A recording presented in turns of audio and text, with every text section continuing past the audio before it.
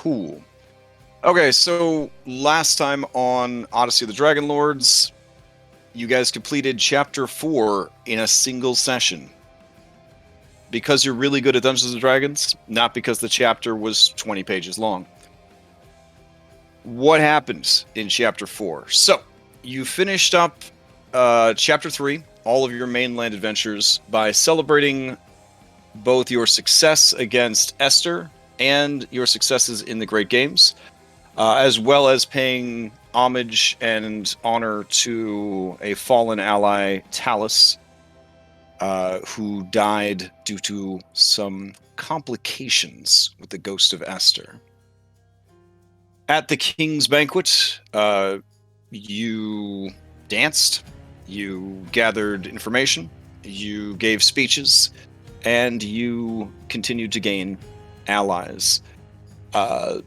Perhaps allies that you didn't anticipate finding. You then went down to the docks the next day, where Balloonocles waited for you, and with his help, were able to recruit the mightiest of crews ever assembled since Jason and the Argonauts. Though, frankly, even though Jason and the Argonauts is kind of the Avengers of all Greek myths, I feel like more people showed up for the boar, the Chalcedonian boar, than actually hung out with the Argonauts. That was actually the real showstopper adventure. And you guys knocked that out at like level 3, so. Anyways, you had sea travel explained to you. The constellations allow you to find loopholes in the ever-shifting currents and floating islands that surround Thylea. In order to master the power of those constellations, you must use an ancient and powerful artifact known as the Antikytherian.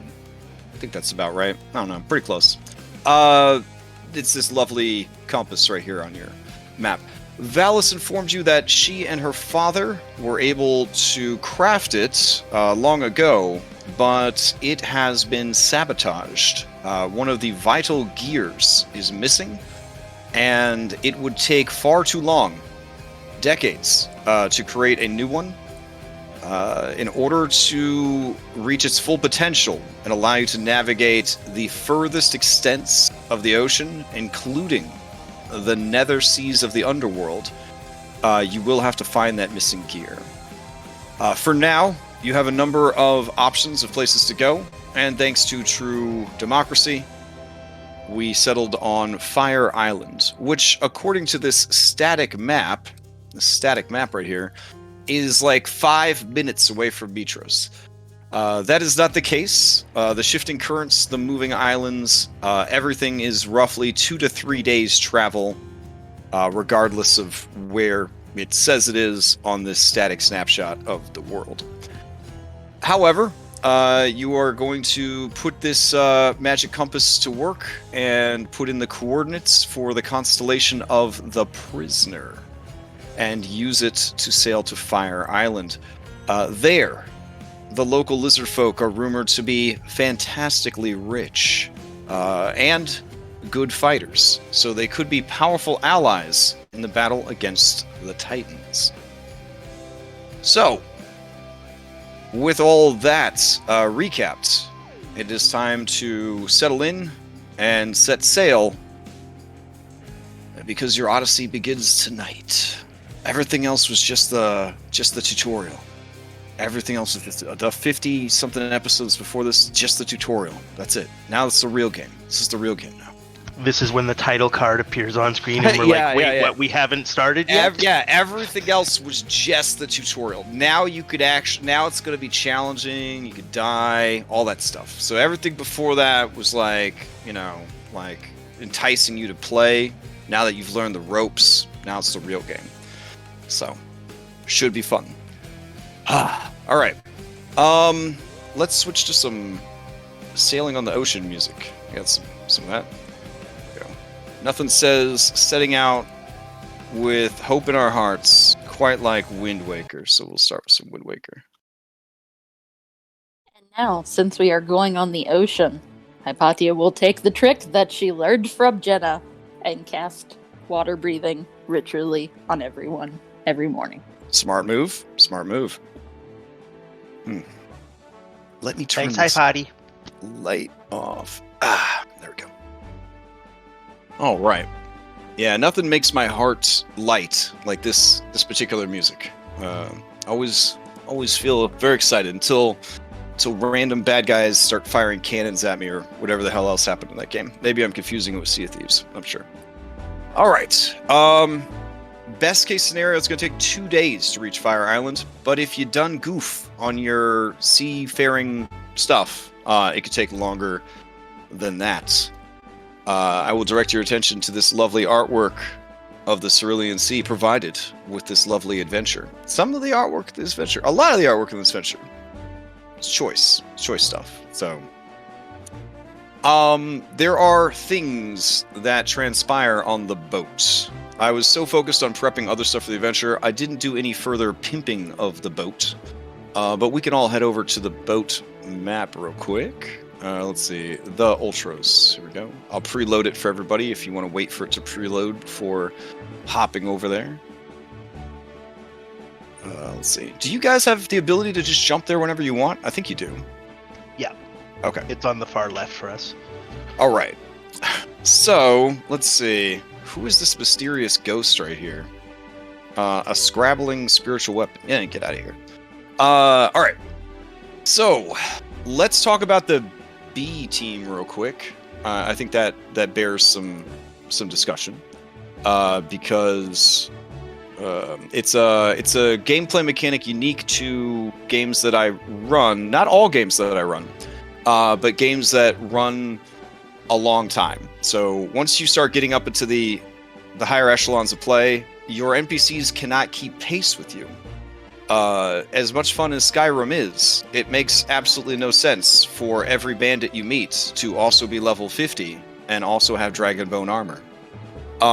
In that same way, as much as I love Bullbug, the guy has his limitations. You will eventually begin to outpace your many allies. As Remy, aka Philippocles, could tell you, all of your friends will start dying. They will start dying in droves. They will die constantly. You will be very sad. You'll be afraid to ever make a friend ever again because of all the dying that is going to happen to your friends. So that is why we cooked up the B team system. So basically the B team, we've explained this last week, but I'm reiterating it because we're using it for the rest of the campaign. There are 6 of you, but there can only be 5 B team members because B team respects my wishes of having 5 characters as the optimal adventuring party. So you can't each pick somebody. You have to use diplomacy on each other to decide which 5 allies to bring. Each ally is essentially a magical item that is shared across the entire group. Okay. So, there's a Google Doc, a sheet. Chris, yeah? I'm looking for the one that gives +1 AC to everybody. Yeah. That's okay. So you want to talk about +1 to AC. Your Sunday night cousins are only level 3. Most of them have a 19 to 23 armor class. They built for defense. It is redonkulous. All right. So going over to this here map, not map, but documents. You can see that there is the name, the species, the gender. Of course, gender being just a thing. You don't stress about it. There is the description of that person, and then there is their B team ability. So it breaks it down like this: what kind of action economy is required, how often it can be used, and what it does. Some people have more than one ability. Some people's abilities are way better than everybody else's abilities. Some people's abilities are specific to certain characters. As some of my other players could tell you, some of these B team characters can be leveled up by completing essentially their side stories, their side missions, by treating them well. And their abilities grow in power, or they gain additional abilities on top of what they already have. There is no Prima strategy guide available for this, so you pretty much just have to use the followers and treat the followers right that you care about and hope that they level up into having cool abilities, but there's no way to peek ahead and know for sure. Obviously, they keep to a certain theme, so there is that at least. At this point, it would probably be prudent to point out that if Prima would like to sponsor Crashgem oh, games, jeez. Do they even make guides anymore? Is that? I mean, how old they are do. we? They do, but I think they are actually now primarily digital based, but they are still a game guide company. So there's a potential sponsor plug here. There's an opportunity. Geez. All right, let's focus on the game. So, I have a question. A Crash. question. Yeah, No, sure. No, Are we doing this like last time where so like for example Graxus, he gives like the ability for once per short rest cast Misty Step. Is that only one person in the party can use it, or that's everybody right. gets? No. These abilities are shared between all 6 of you. So if you bring Pythor and Pythor jumps in like fucking Colossus in Marvel vs. Capcom and takes it to the chin for you, that's it. It doesn't happen again until it recharges. It's not once per person, it's one time. So if Endish shows up and she Kais using Rysette's action, and that's it. Nobody else gets to use that until that ability refreshes. So you have to make decisions about this, how it goes. Now, obviously, in the middle of combat, you might say to your allies, I really can't afford to take this hit. I need to take half damage from this hit. Can Pythor take this hit for me? But these are shared resources, so getting greedy with them is a good way to hurt inter-party relations. So these are a shared resource. So just keep that in mind. Let's see. So Also, what about the passive ones? So like Glorious. So passive ones affect everybody. Okay. So, for example, every Philippicles has advantage on death saves when Pythor's around, because Pythor runs in and just starts punching his Philippicles in the heart over and over again until he wakes up. Chandras and Zamrox essentially follow all of you around and know it all. So whenever you're like, oh man, I think this is a fire-based magic, they're like, well, of course it is. And they just kind of follow all of you around being know-it-alls. Cremis, essentially, you would all have access to a mending cantrip using your normal action economy to cast it. And you would all be considered to be trained in smithing tools and mining tools. I think Glorious is good for like longer missions, because if you're going on missions where you're going to be spending like hit dice, he gives you an extra 3 hit points per hit dice spent, which is pretty good. So yeah, the passive applies to everybody. Good question. Also worth mentioning, there is one person not listed on here that there's a couple of people not listed that you didn't recruit, but there's one person that's not listed on here that should be listed on here, and you find him very early on as you leave the port of Mitros. Crusher the Bear has stowed away on your ship, so you can throw him overboard or let him stay. It is up to you. Does he row? Does he row? Of course he rows. Throw him in the drink. Okay, so that's 1 vote to throw him in the drink. All right, anyone else? Yes, no? Oh, why not let him stay? Everyone else say no, because I was joking. Okay. So Crusher the Bear is a good example of a summon ally. So once per long rest, you can literally have Crusher show up and fight for 1 minute. So that's really good. Yeah. Now, the danger of summon allies is, unless they are an actual summonable creature from another plane of existence, if they die when you summon them into fight, they do die. So that's a risk with the summonable allies. But if you ever feel like your action economy needs a little boost, bringing those summonable allies can kind of turn the table in that regard. All right. So that is that. Could throw this crusher thing in the trash now. That's good. Let's see. What else happens here? Rysette, how are you handling your magical football that you received from Queen Valis at the end of last session? Can't hear anything you're saying. Can you hear me? And now I can hear you. Yeah.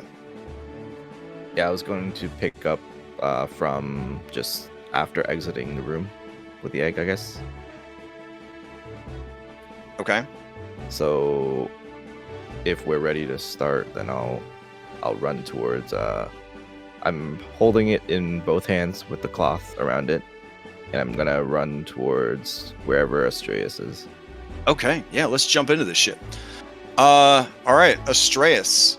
You see Rysette running up, delicately holding a dark silver football. I should clarify, American football, because in Canada it's what you guys call soccer. So. Yeah. No, we're just as terrible as you guys for that. Oh, okay. Yeah. We have the CFL represent. Come on. In this case, it actually is a hand egg. So CFL, they apologize every time they hit each other, right? They do actually. It's very, very civil. Crash. Oh yeah. Okay, there you go. Yeah.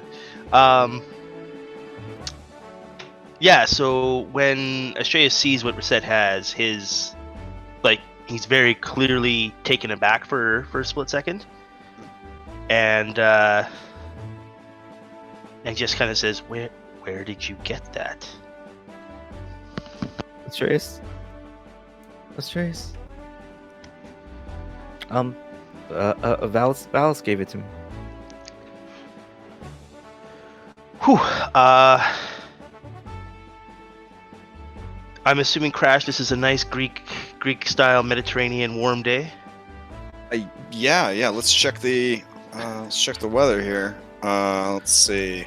It would be the next day that you have set sail, the 15th of Kention. We're going to say 16th because you need some time. Oh, no, it's raining.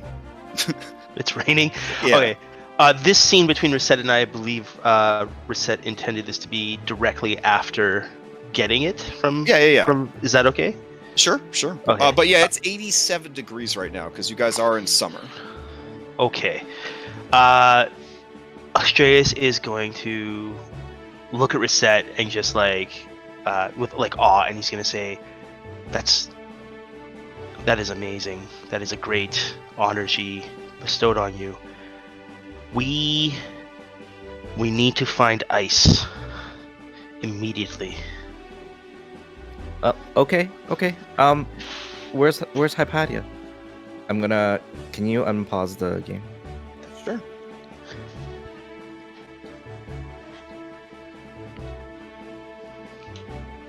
Yeah, so I guess we're here. We need to find Hypatia. I think she has ice magic. Yes. Let's see if she can assist. And as they're going, he's gonna just be talking and saying, "That appears to be an egg for a silver dragon. We would need to keep it cool." And I guess Hypatia was listening right outside the door. Hypatia. Hypatia? Can you stop reading your book for a second? You're muted. I am muted. I just figured it out. It's fine. Yeah. And she falls into existential dread. No one listens to me. They're ignoring me all the time. Keep going. Okay. Wow, that's neat. And I, do sciencey things to it. Sniff it, knock on it a little bit. Yes, I would say this looks to be a dragon egg. Yes, Strace, it does probably need to be cold. Do you have the means to keep it cold? That's a good question. I don't really know that I do. Maybe I could do a weird thing where I cast Snowlock Snowball Storm on it, and then the snowballs just rotate around the egg rather What? than me. That could work. Can't you just make ice? Just ice. Like in a bucket. Well, I changed out one of my cantrips because it was not very helpful. And I was waiting till the end of the Great Games to do it, so I don't have frostbite anymore. We could maybe go as Chandra's. Okay.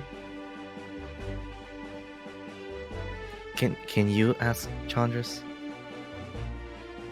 Yes, I can ask Chandra's. I will then go find Come, him. Mistress. Let's follow Hypatia, like a train. It's like one of those RPGs where We just keep Oh, getting oh, a bigger line. Old school Ultima. That's the stuff.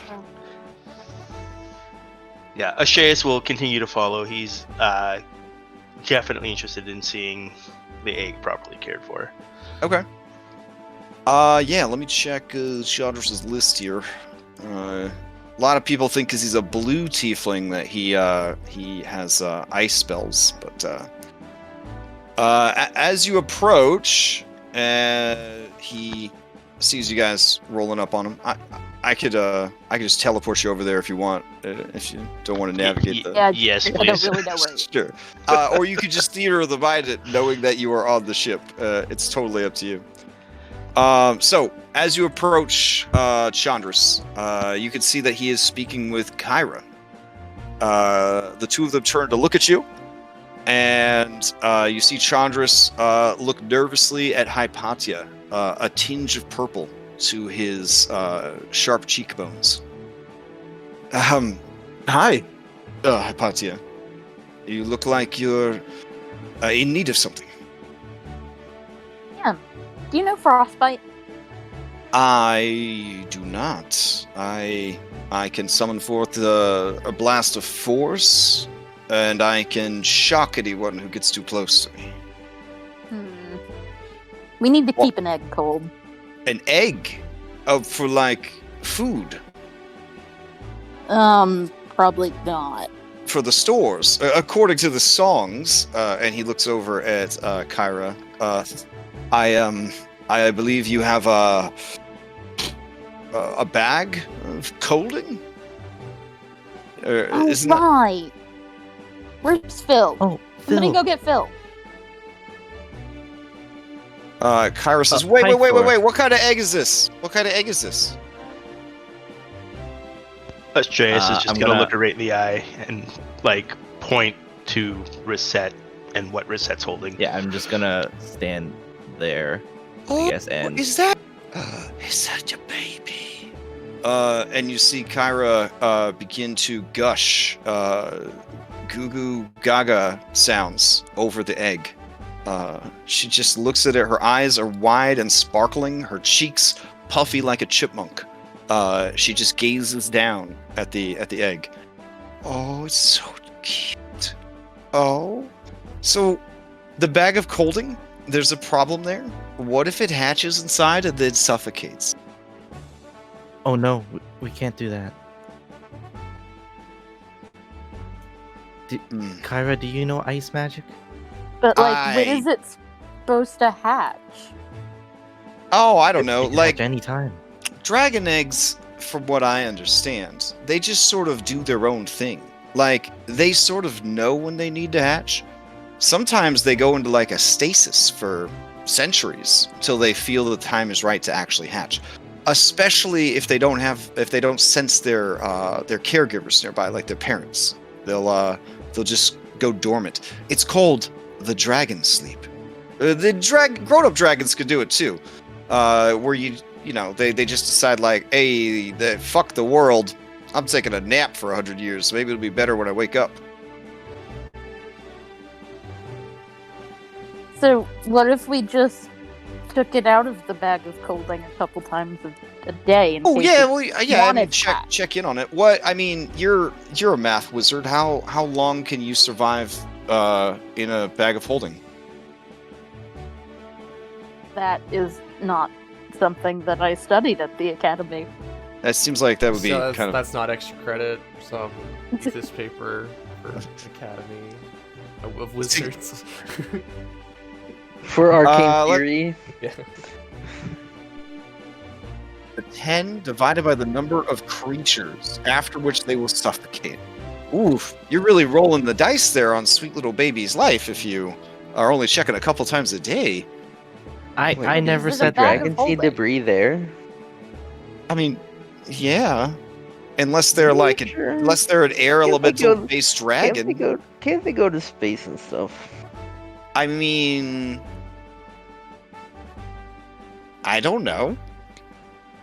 Astreus, you're a dragon lord. Can dragons go to space?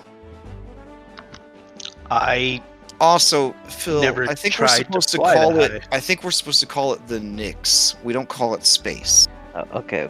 Oh, Nick. Well, I was referencing prior D&D knowledge. And she nods to you. I know, but we're not doing that right now. So, there are dragons that are attuned and infused with the element of air, and they don't need to breathe. But dragons do need to breathe air. Yeah, most dragons. Well, I don't plan on letting this egg leave my sight. Okay. yeah, we need ice. Um.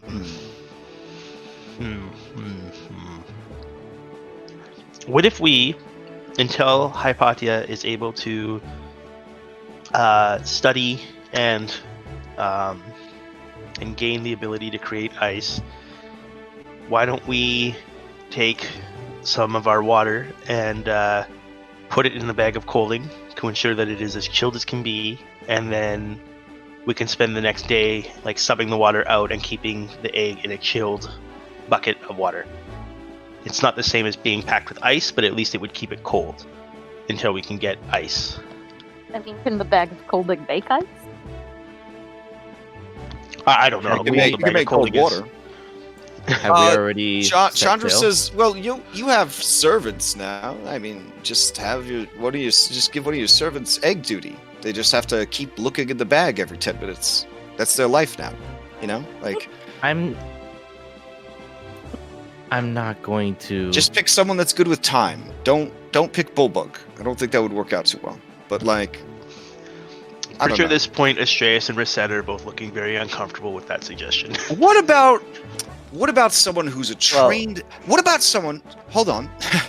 Okay, hold on. Let me just float this idea past you. What about someone that's a trained academic, very good at keeping track of the time, and has a resistance to cold? That seems like the right kind of person to check every 10 minutes on your egg. And that, of course, would keep them too busy to row any boats. I don't know anyone like that. Well, I do, actually. I could do it, Chandra says. I mean, I've taken care of my friend, like, since we were kids. He's doing great, so, I mean... You know, you've spoken with Hypatia a few times, but this is like our first time talking, and I don't think I'm ready to entrust my egg to you. I honestly, while the egg is fascinating, I have worked for King Acastus. This isn't the first dragon egg I've seen, or the first, dragon adjacent thing I've done. I mean, I was there when little Icarus, popped out. Astreus is going to interject there and say, we do not desire any dragons born amongst this group to have anything in common with those born to King Acastus' brood. I see. She doesn't want to co-parent with you. Honestly, I'm just looking for any excuse not to row. It has very little to do with your egg. Well, It's just would you like to go get some ice? From where? Have we sailed yet? Yeah, you guys are leaving the city. The city's off in the distance.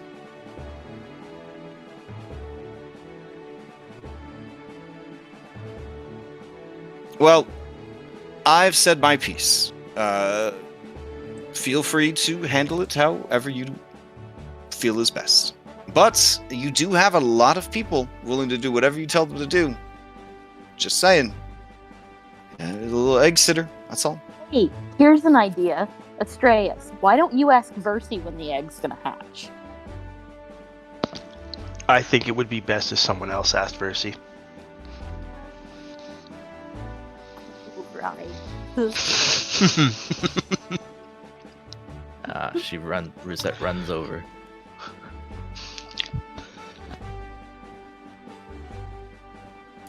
Versi? Okay. She is staring out at the water. As you approach, you see that her eyes, including the third one that she keeps hidden behind her diadem, are all glowing with a fiery light. As you approach, she says, "We are close to another. One given away. One born into servitude. And one whose potential has remained untouched, hidden in the heart of fire."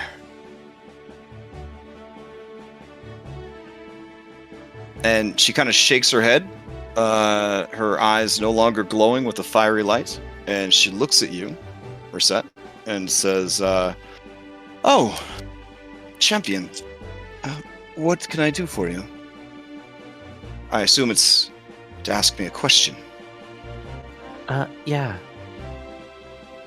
I have something a little special. I'm gonna show her the egg. Oh, yes. That is somehow quite familiar. Would you be able to tell when this might hatch? Oh, I suppose. Here, hand it here, or set it down.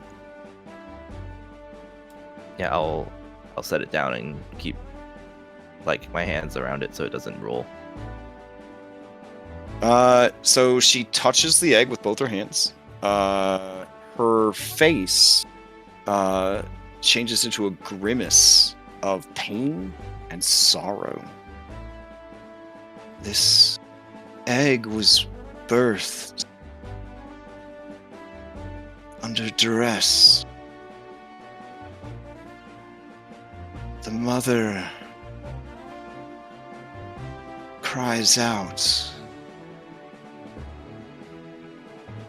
for it to end. The child inside afraid.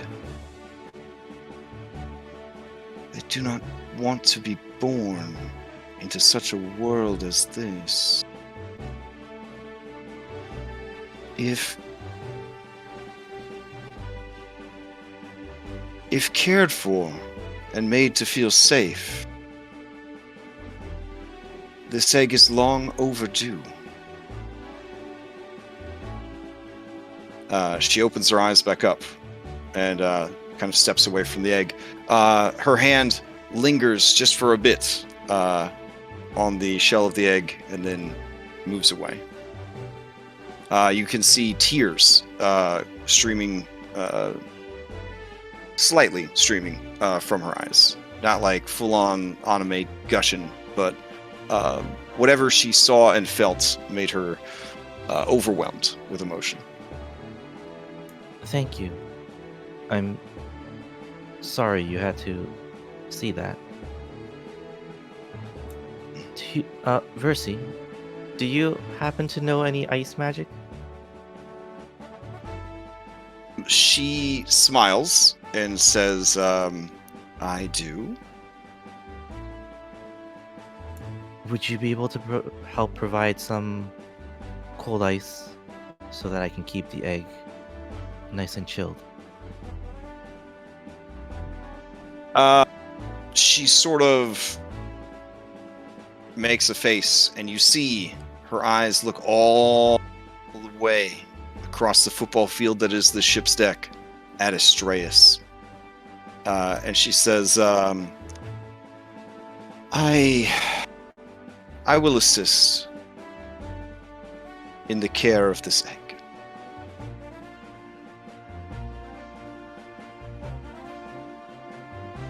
Thank you.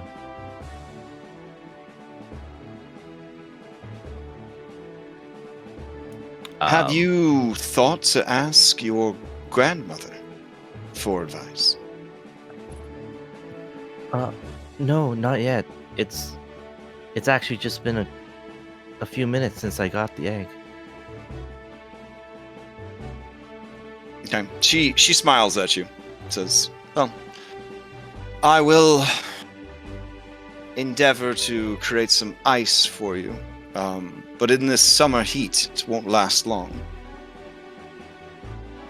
Would you be able to keep some inside Phil's bag of colding so I can swap it out? She looks around for Philippocles. I assume he's down rowing. Is that? Yeah, he's rowing. Oh yeah. They had to put you and your dad on opposite sides of the ship, so otherwise you just were going in circles. All right. So down there rowing. Eventually, people would kind of seek you out and ask if the Oracle could have access to your bag of colding. One sec. I think I sold it, most everything that was in it. Some people do hear Chandras grumble to himself as he attempts to row. Very, very sad attempts at rowing. That I imagine he's just like sitting trusted next advisor to to the king and queen, helped raise other dragons, has the know-how to do this. But we can't trust you, Chandras. You only gave up your career to help us. You only burned bridges with the most powerful man.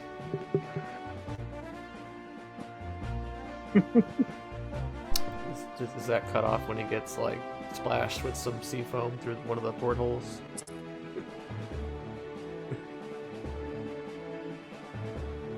We lost Crash. Yeah.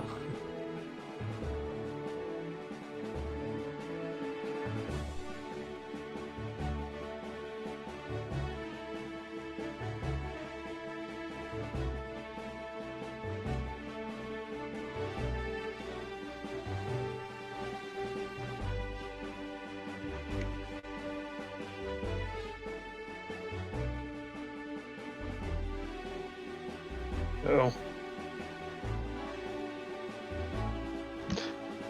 While we wait for him to sort that out and stuff, this is exciting.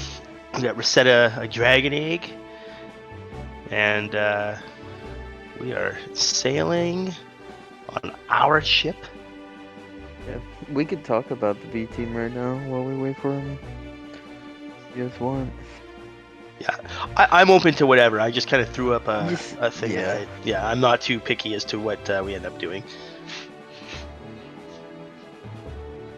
Usually what we do on Thursdays is we have our like normal team that we kind of slot in all the time. I think you gotta have like specialists if you need to sub out for specific missions or something. Also depending on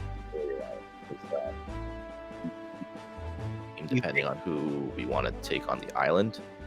Sometimes we don't even care about what their abilities are because whoever's on the B team gets to interact with All right, sorry about that. the players.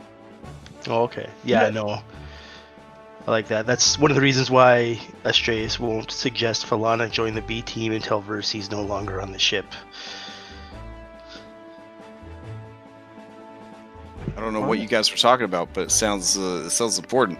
We were just talking anyways. B team mechanics while Yeah, you were. Yeah. So yeah, Chandras just grumbles that it's incredible that the advisor to the king and queen of Mitros is passed up for the spooky daughter of Sidon.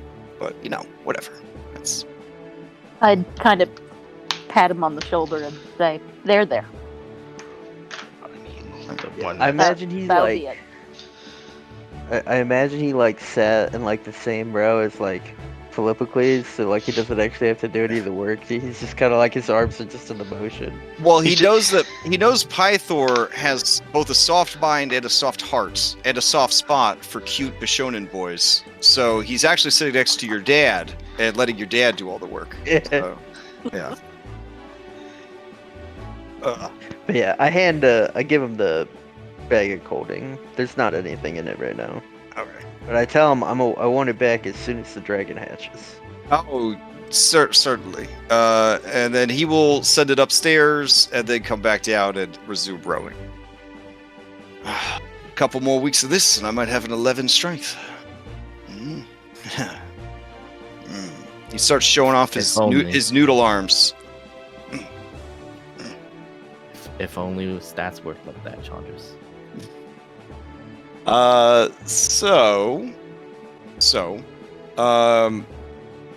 Yeah, Vercy will make the slush essentially for your egg, but you're gonna need to find somewhere. I mean, above deck, below deck, it's hot. It's just hot everywhere. Yeah, we're gonna have to find like whichever is the coolest room in the boat. Is there like a cellar or something that is nice and cool? I guess you could go all the way down to like the bilge. Keep in mind that while this is a trireme in appearance, it has more in common with the battleships of a more Western fantasy setting than an actual trireme. Straight your mic. Oh, sorry. Randos down here for you. There we go.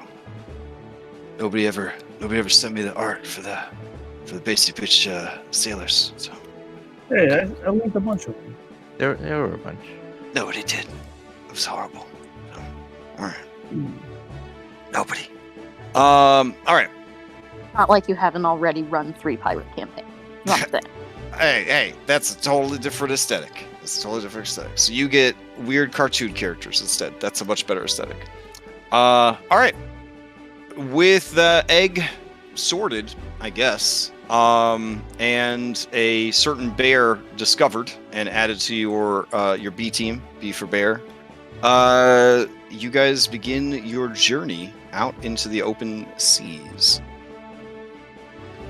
All right. Crusher, the only one not too scared to sit next to Graxus. There we go. All right. Who is captaining this vessel?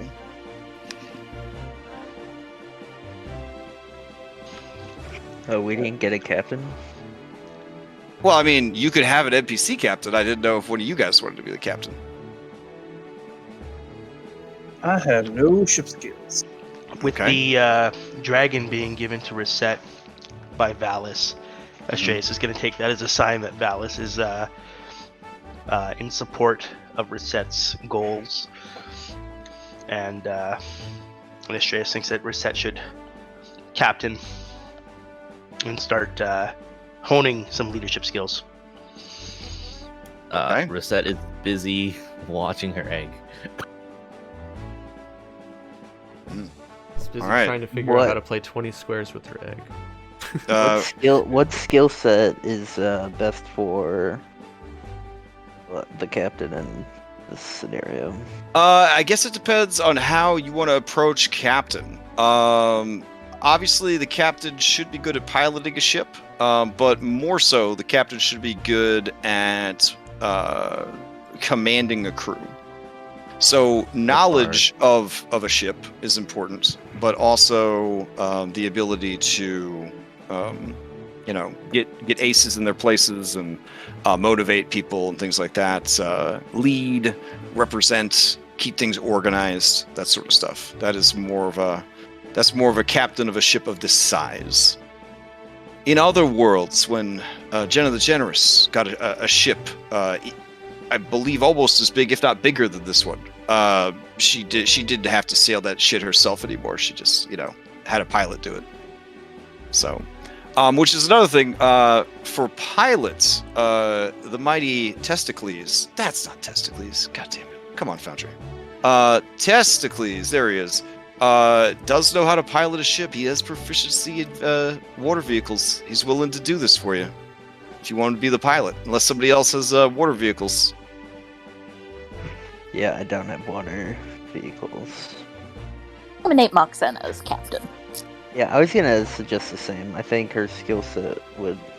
Oh, But I think like still a line. half of our rowers are her minotaurs. that's hype as hell, actually. Okay. All right. She brought her snakes too, so let me throw her snakes all over the boat. There we go. Plus, everyone would be terrified of any discipline if they stepped out of line. Oh yeah. She's a rank 2 Medusa, unlike Hypatia, who's still a rank 1 Medusa. So she could easily turn a lot of people to stone. All right. Let's see. Now that she's your friend, we could drop the Lady of Coins title, I guess.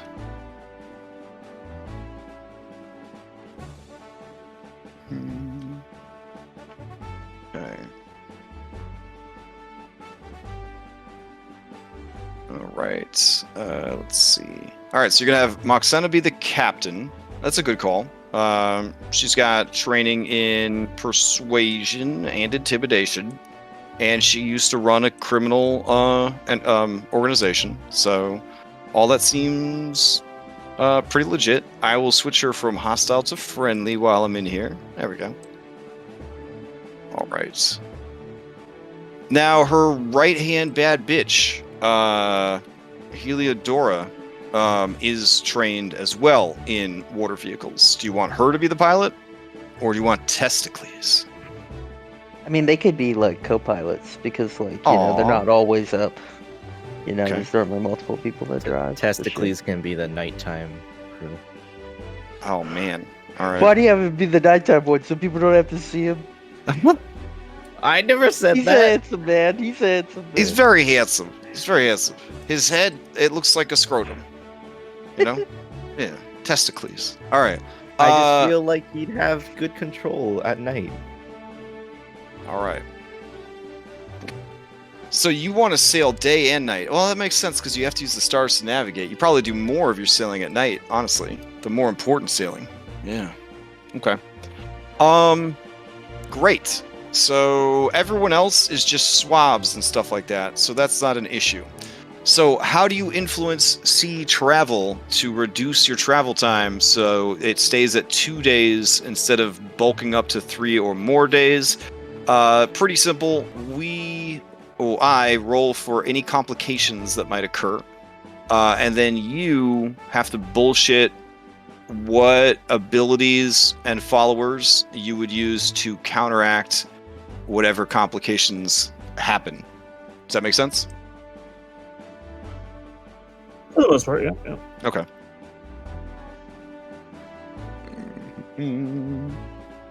Alrighty. Let's see. Alright, so en route to Fire Islands. This is simple enough. There is bad weather, and a small whirlpool does form in the ocean, threatening to suck in your ship. Your ship is very big, so likely it wouldn't sink your ship, but it could cause some damage to it. So, do you have any resolutions that could aid with the poor weather and small whirlpool? Just shout them out if you got them. That silence is the sound of people checking their spell books. Oh, fair. Okay. I mean, I can explain fluid dynamics to Heliodora. She's trying to pilot us through it. Sure. This is oddly reminiscent of some of the great games. Okay. So go ahead and throw out a history check real quick, which represents all of academia in the entire universe. Shit. Yeah, Hypatia, you explain to her how the whirlpool works, and she is able to sail into the whirlpool and then back out, sort of slingshotting herself along the way, gaining some speed and boosting the overall morale of the crew. Kind of like the Enterprise maneuver to go back in time around slingshotting the sun. I mean, maybe. Maybe. Hypatia's got all the classic moves. Memorized, all right. Yeah. If that is the case, that is the only complication that you encountered on your journey. So you guys will arrive in 2 days. So, on the 2 days of downtime that you have on the ship, those of you, I guess we need to establish what everybody's routine is on an average day on the ship. It sounds like fucking everybody's rowing. Is that the case? Or does Rysette get like maternity leave or some shit? Is she not rowing? Rysette is spending all her time with the egg. Okay. Just making sure it's chilled, it's steady. So whenever the boat rocks, she's gonna make sure it's like, not tipped over. And then when there's nothing else for her to do, she's going to be teaching the egg how to play 20 squares and telling it stories. Okay, fair enough. Kyrah, which is weird because you were, I think, under the impression that she really didn't like children very much, continuously peeks in on you and the egg, asking if you need anything, asking if you're remembering to sing to it, asking if you have thought about taking it for a swim, just random stuff, just continually swinging by. Oh yeah, I would actually invite her in when she comes by and ask if she would like to sing to the egg. Oh wow, yeah, she blushes as she closes the door, and she does in fact try to sing for the egg. Here we go. All right. Overall, it's one of her worst songs that she's ever done. She got a 2, but it still came in at a 17. So, pretty good song. But you could tell that she was very nervous and almost too excited, forgetting some words and having to start over a few times. It's a bit off character for her. Normally when she does poorly at something, you get the feeling that she intended to for like the lulls. But in this case, she seems especially awkward around the egg. I feel like Rysette would understand because she's being completely awkward as well. Okay. So it's like, and even a 17, like to Rysette, that's better than most things she's ever heard. So. When Endis is on break from Rowan, she comes by. Rumor has spread quickly that you have an egg, a dragon egg, and she demands that you show it to her. I will let show her it to me take a peek. now. I would look upon it myself. Or she will hit you with her You may spoon. look.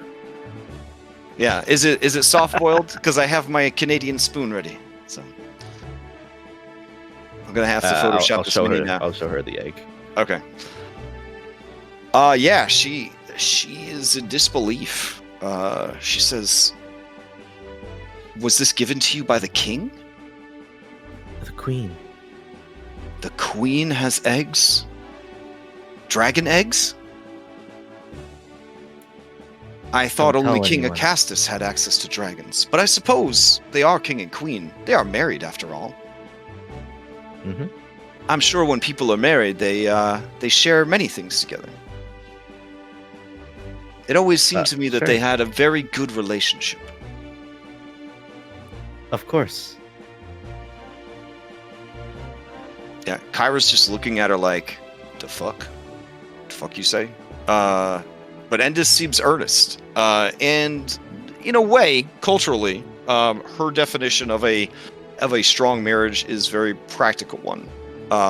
Because in Eregia, the nobles all marry for what is best, not for how you feel. So honestly, the marriage between the two of them would strike Endis and Eregian as a pretty practical and powerful marriage. So, be honest with me, Rysette. Do you think Mitros will use these dragons against Eregia?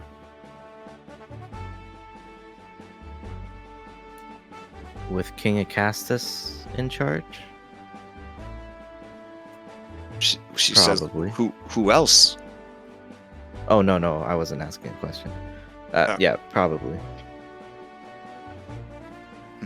She looks suspiciously at Kyrah and says, well, you're an Eregian, and the egg was given to you.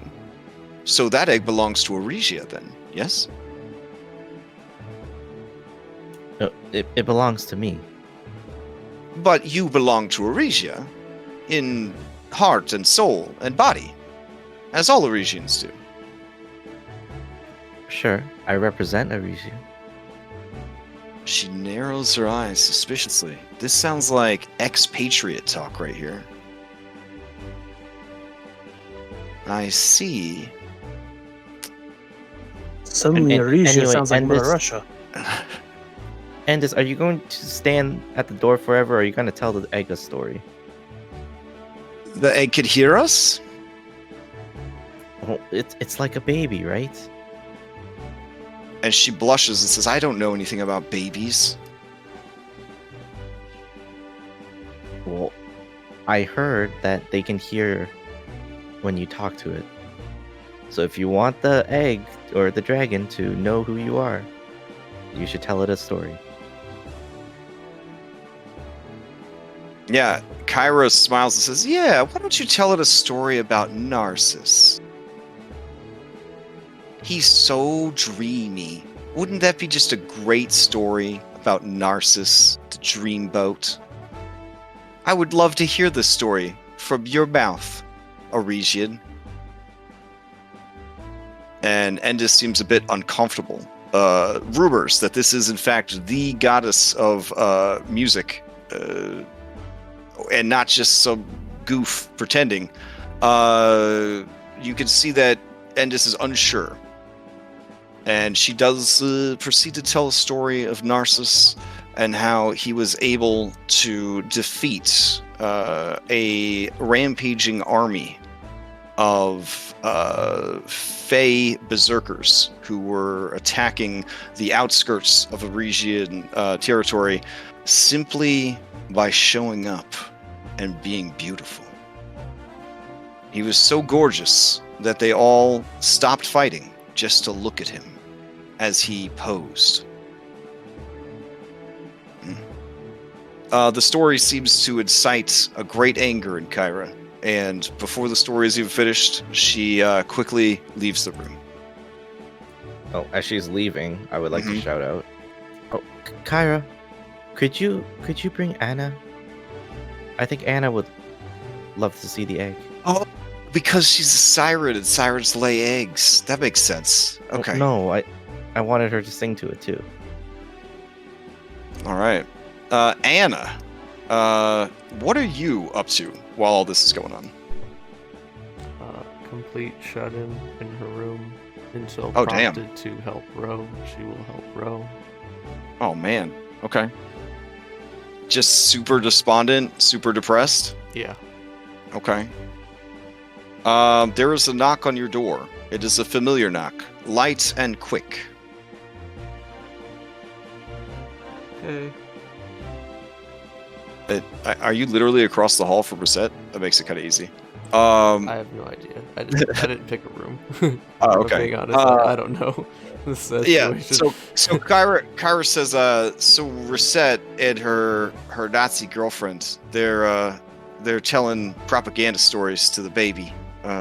Is it possible that you could go in there and salvage the situation? Maybe. What I can't explain to you right now what a Nazi is, but they're bad guys. Okay. Yeah. Yeah, I think it'll do you good. You know, get in there, bring Soul. Maybe don't let Soul get too close, but you know, like, yeah, Okay. what? Are you gonna be okay? Yeah. Oh.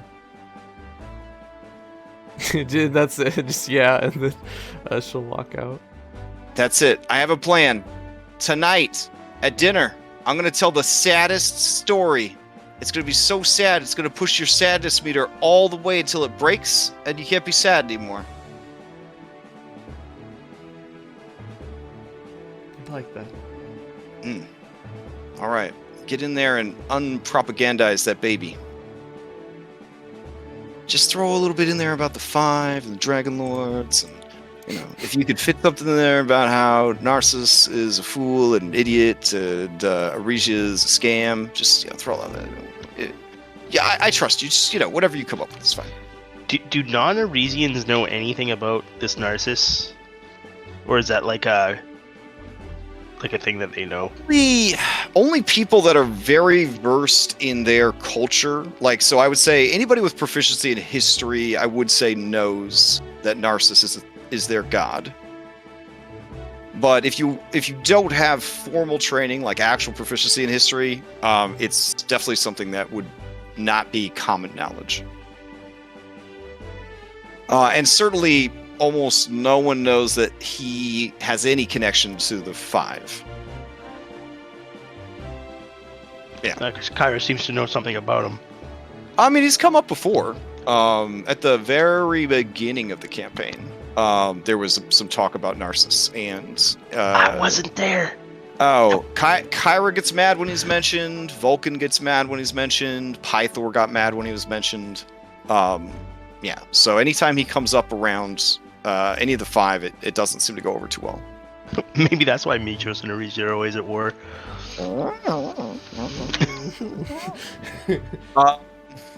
All right. So, Anna, you go in. You see these ladies are teaching the baby how to gamble and telling it about false gods. So you got a lot of work to do. What's this? Anna, look, dragon egg. Wow. Can I touch it? Of course. I lay my hand on the egg. Very cold, right? Yeah. Just don't heat it up. No. Oh, okay. Hi in there. Do you want to sing to it?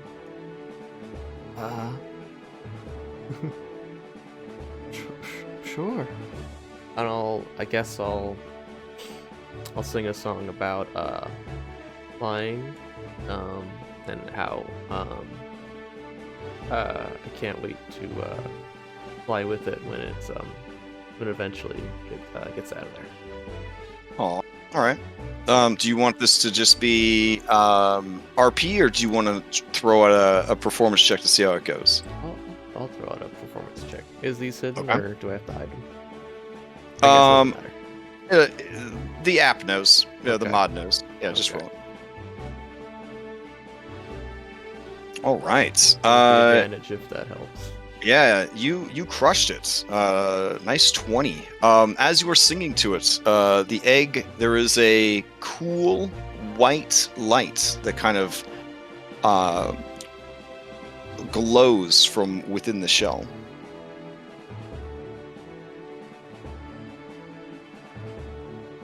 Thank you for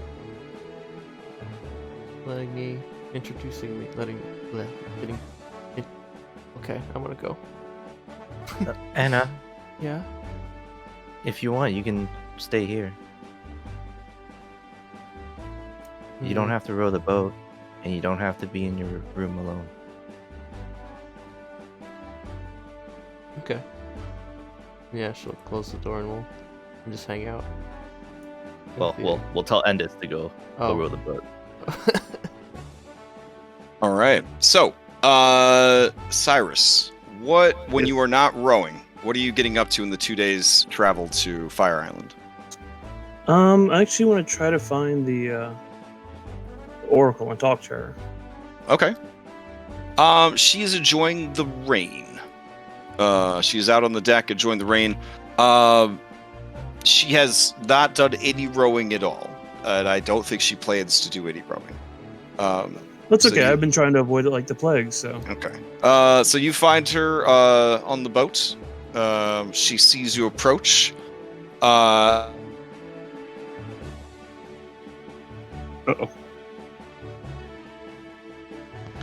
If you can hear us, Crash, we lost you again. Oh no. Dang it.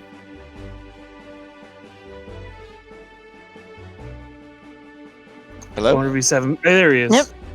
So we're having like some snow and some other stuff going on. I don't know if that's impacting things, but I've tried changing servers. So, what did you miss from me? She said she sees me approach and it went. Okay, and her hand absentmindedly goes to her third eye.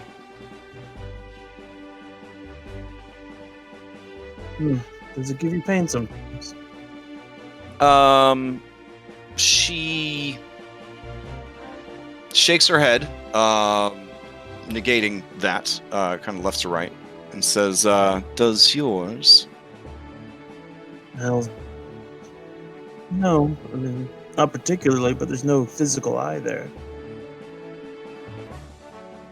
It is strange. Can you see through it? See? More like sense. May I I touch can- it? Sure. Okay. She's a shorty, but she reaches up and kind of places 2 fingers against the marking on your forehead. Her eyes close, and her face, you see like a storm of mixed emotions that she seems to be trying to sort out. Your bloodline is very weak. You are certainly not directly born of either of the twins. Well, You have suffered greatly. So much fire. So much death. Someone was sent for you to end you. Completely.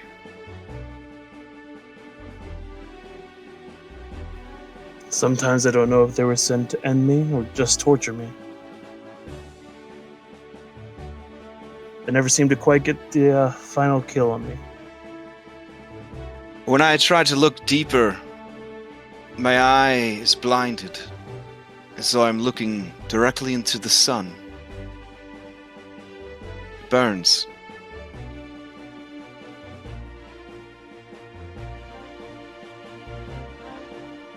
For as long as I can remember, my existence has been hounded by a great beast.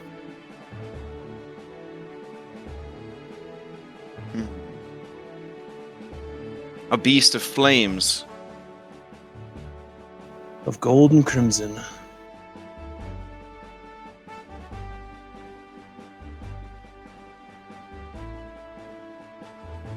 Well, I can tell you one thing I know for sure. You will find who you seek, and who seeks you, as long as you continue this journey.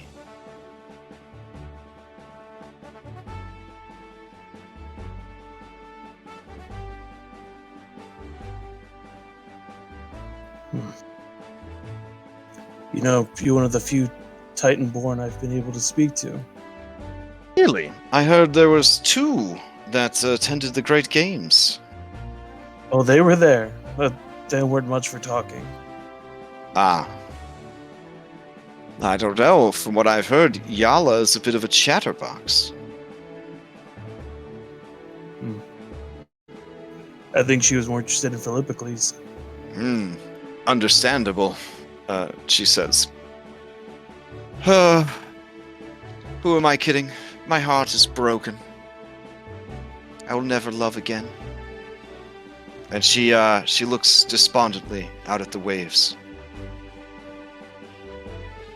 Oh, don't say that. It's true. I gave this man 5 centuries. The best 5 centuries of my life. And he just threw me away as soon as it was convenient.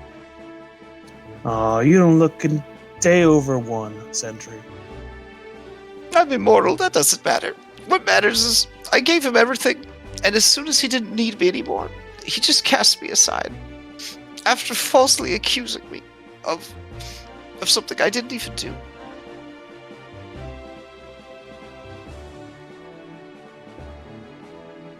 That sounds horrible.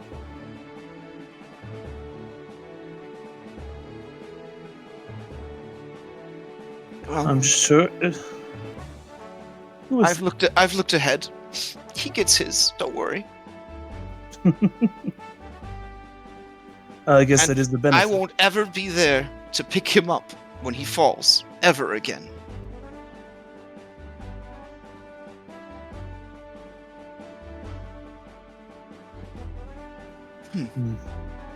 It is very generous of you to listen. Most people are afraid of me, afraid of what I can see and what I will say. As far as I can tell, if the Great Beast hasn't killed me, I doubt talking to you will do me any harm.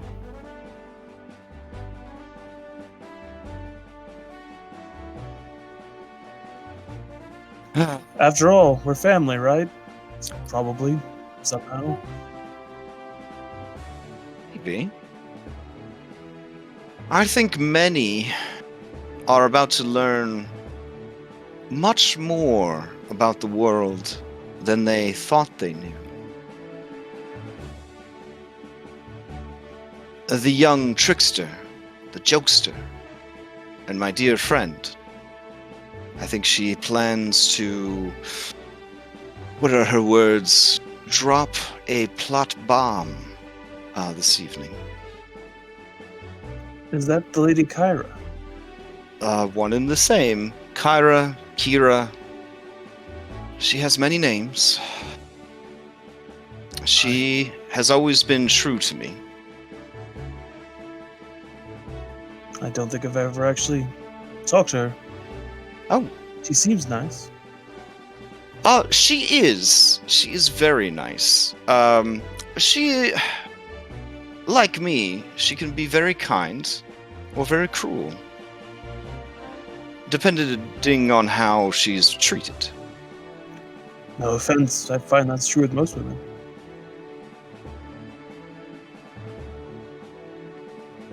She smiles at you. Well, I don't want to keep you from your rowing, but it has been an absolute pleasure to speak with you, Cyrus Titanborn. Well, I'll bid you a wonderful day. Enjoy the lovely weather. Before you leave, Yes. what the beast has done to you,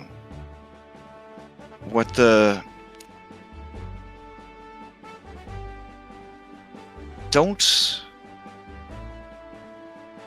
let it darken your heart.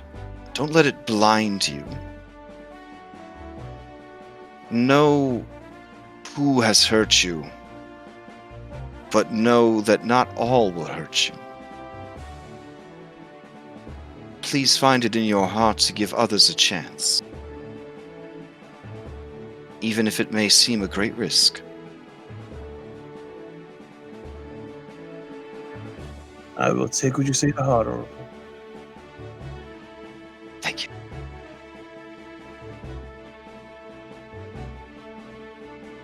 All right. And then she kind of turns from you and stares out into the rain. Testicles looks over at you as he and Heliodora are arguing about piloting the ship and scheduling and stuff like that, and he makes a lewd gesture at, about you and the Oracle. And then he doesn't have eyebrows, I don't think, but his brow, yeah, he does. He waggles them at you. And then gets back to work. Sirius will just chuckle and walk it off. Okay. Hypatia, during the 2-day journey, is there anything in particular that you are trying to work on? And are you avoiding rowing?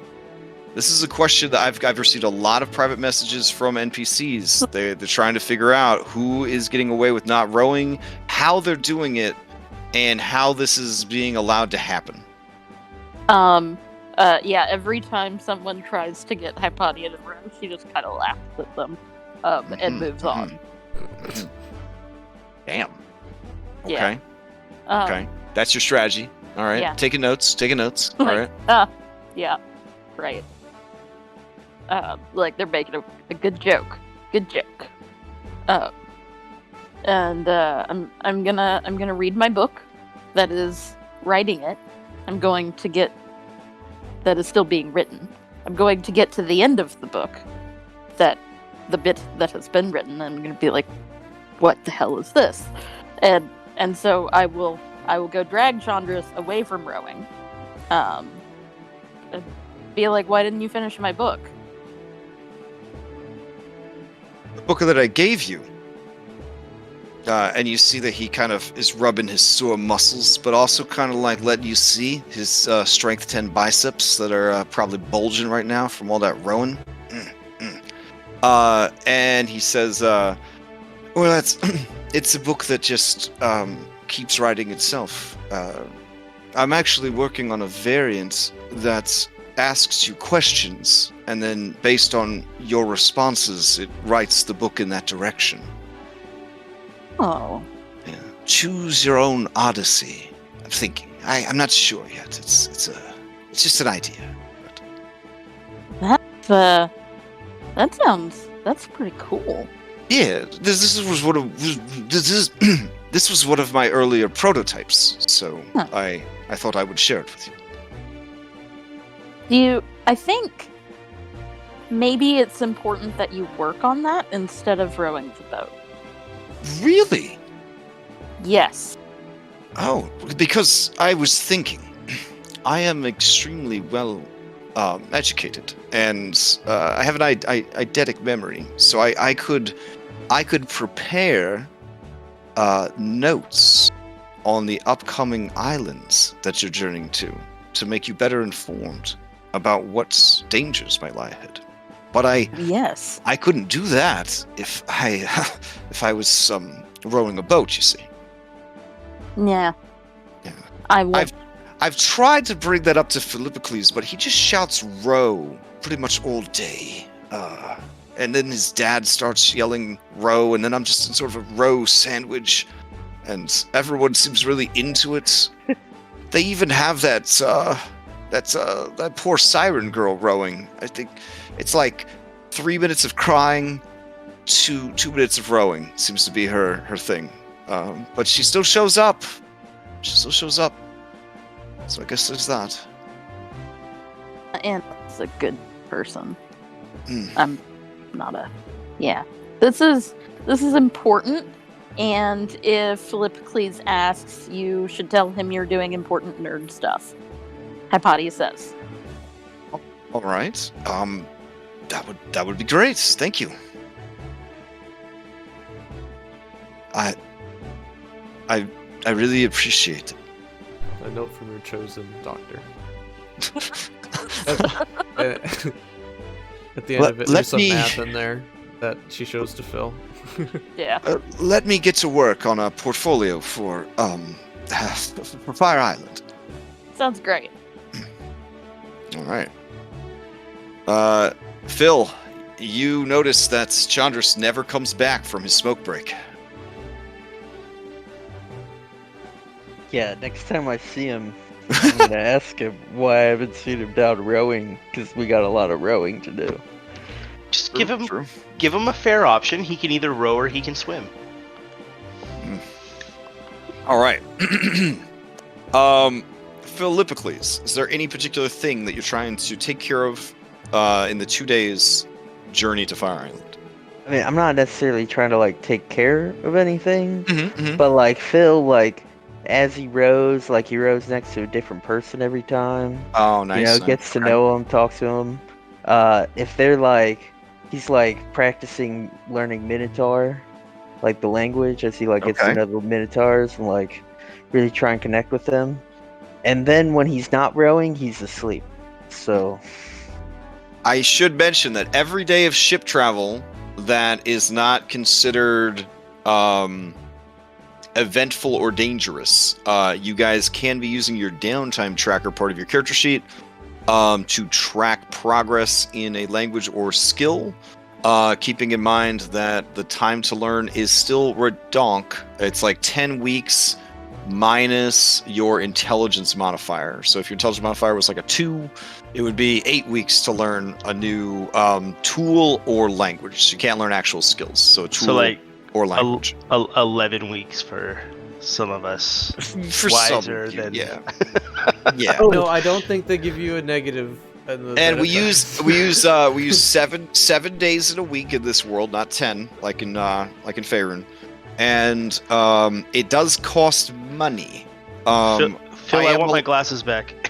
I am allowing a college loan situation, so you could pay at the end. So you could get your education and then pay at the end, but it's 25 drachmae a week to get proficiency through training. I thought that was the interest. I was like, wow, you're really paying a lot of real world attention to this loan situation. But basically, if you complete the time, but you aren't willing to pay the money, you don't get the skill. It just sits there stagnant. So if that's the case, they will try to bypass rowing by learning how to pilot a ship.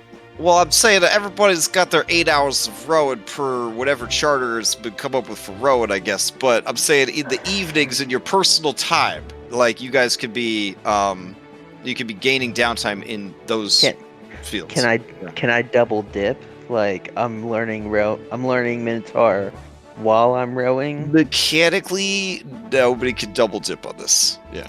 So you just and this is totally on you. I'm not going to micromanage your stuff, but you have the tools on your character sheet to track this kind of stuff. So if you are interested in your character learning a new language or a new tool, which is to say any skill that is not an actual skill, go ahead and set yourself up a downtime thing to track it. 10 weeks plus or minus your proficiency, or sorry, your intelligence modifier, 25 drachmae per week. Has to be paid by the end, or you don't gain the benefits. So. Okay. What is this downtime? Should be like the last tab on your character sheet. Instead of learning Minotaur, then I will learn how to use mining tools from mining premise. Tools. Okay. Interesting. All right. Okay. Hanging out with the dwarves. But thank you for bringing that up, because that was on my list of things to tell you about. But there was just so many new mechanics that get unlocked with the boat that I neglected to mention the training during travel. All right. Okay. The first night of travel, Kyrah gathers everybody together below decks. Now, normally a trireme has to seek out land most of the time. Like going multiple days at sea, not really what they're built for. But your guys' ship is, of course, much beefier and more ocean ready. Deep ocean ready. So it's not going to have any issues in that regard. That is why there are quarters down below. So the basic bitches all sleep in the big open area with the hammocks. The Chosen, you guys have 6 of these 8 rooms. There is also this fancy room that used to be Esther's. It looks like Astraeus has taken that and put his name down over here. Oh my goodness, this is normally reserved for the captain, sir. Oh man, are you trying to shack up with Moxena now? Is that what's going on? Nah, when we had to pick a thing before anything was assigned, I just picked the one that had a writing desk and stuff. Oh dang! All right. Wow. Are you gonna give it? Are you gonna give it up to her? If she asks, I would see no reason I'd say no. Whoa! If she asks. Okay, I mean, Moxena is definitely the kind of lady that is not shy about asking. In fact, she finds you writing at her desk, and from the doorway, she says, "Wow, I didn't know you knew how to read and write." You seem very comfortable in the captain's quarters. Did you not get the news? I was assigned that position this morning. Well, congratulations. Yes. And I'll just stand. Are you here for a reason? Are you my cabin boy? I don't think that would be healthy for either of us. Oh, my understanding from the blubbering of the fish woman, who sadly stared at the rain all day, is that you're available now.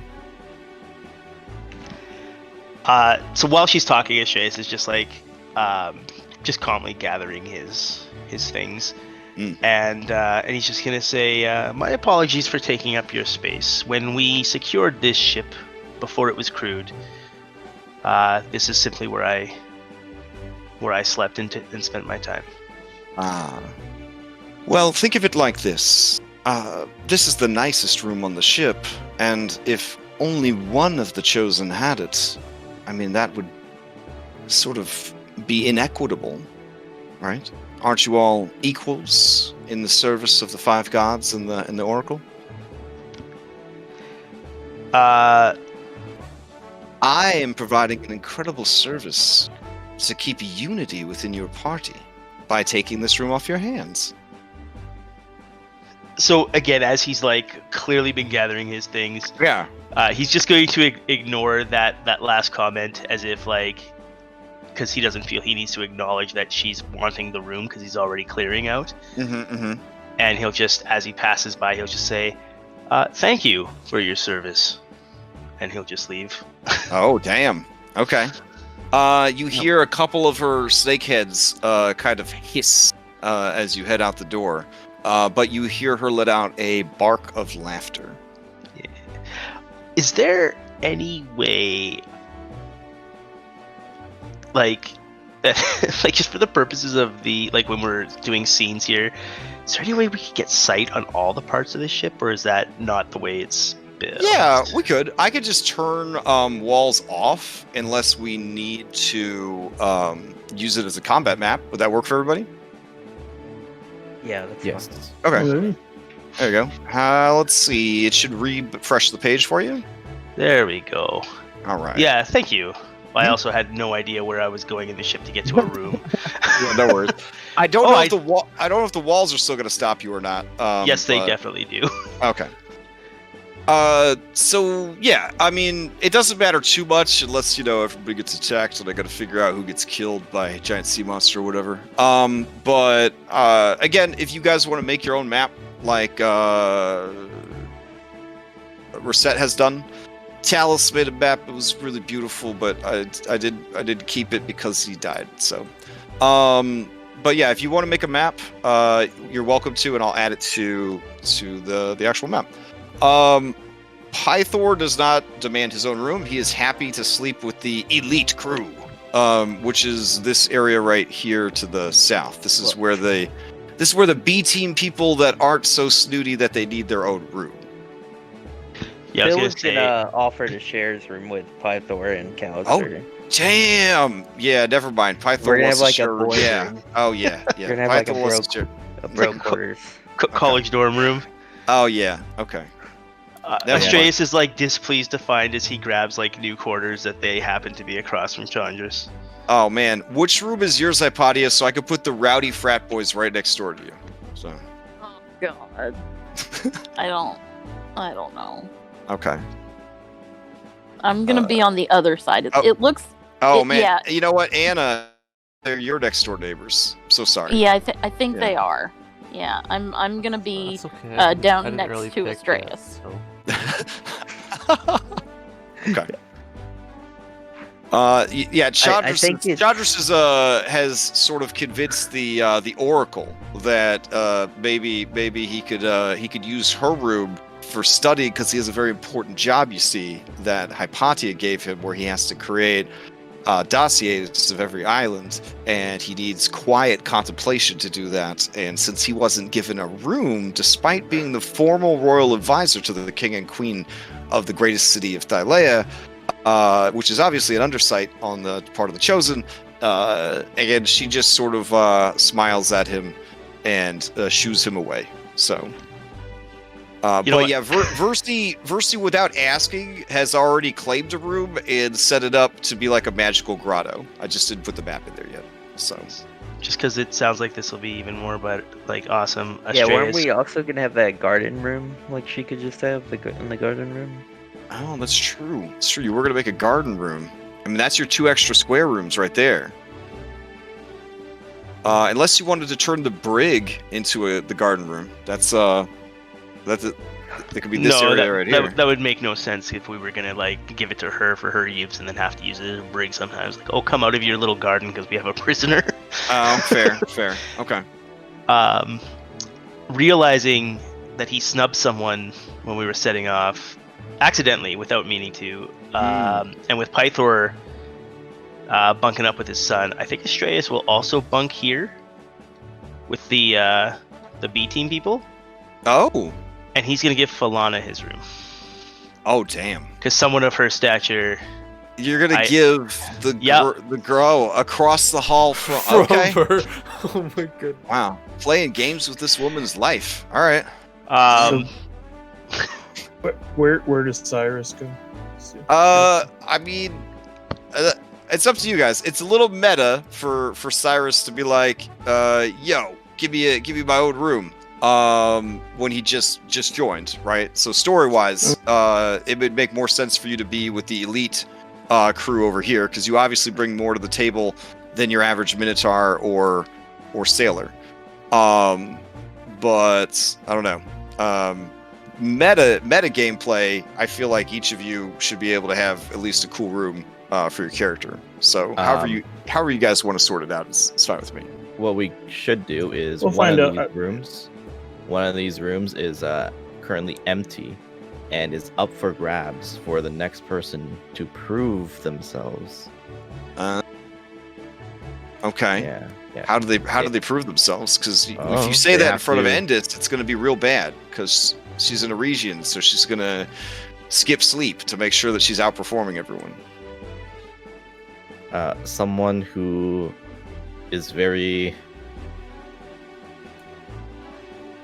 the judging requirements are secret. But it's also And confusing are because chosen by the Endis chosen. also sleeps with the basic bitch crew because she wants everyone to see that she's not afraid to have the worst accommodations. And did subtly drop that several times in conversation with you. What a ostentatious cabin you had. She made sure to point that out. You know what? Cyrus will find somebody to bunk with. Okay. All right. Yeah, I mean, it's not a huge deal because, again, this is only important to me if the ship gets attacked, which it shouldn't get attacked anytime soon. But we are using a random encounters while sailing, so who knows? Who knows for sure? Bunk with Versi. Wow. You're doing that thing. You do that thing where you try to pawn your crazy ex off onto somebody else. We She's can not all see it. She's not crazy. I mean, Dude, she's he an oracle. encouraged me She after sees her- last session. He encouraged me to. Hey, our OOC talk is privileged information. You don't tell the DM. All right.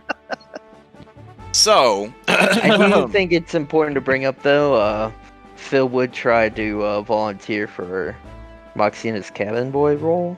oh, So, yeah, sure. I mean, you guys are getting very famous. You're an excellent specimen of a man, old man Jason Momoa or whatever. Like, of course, yeah, she'll take you in there. So,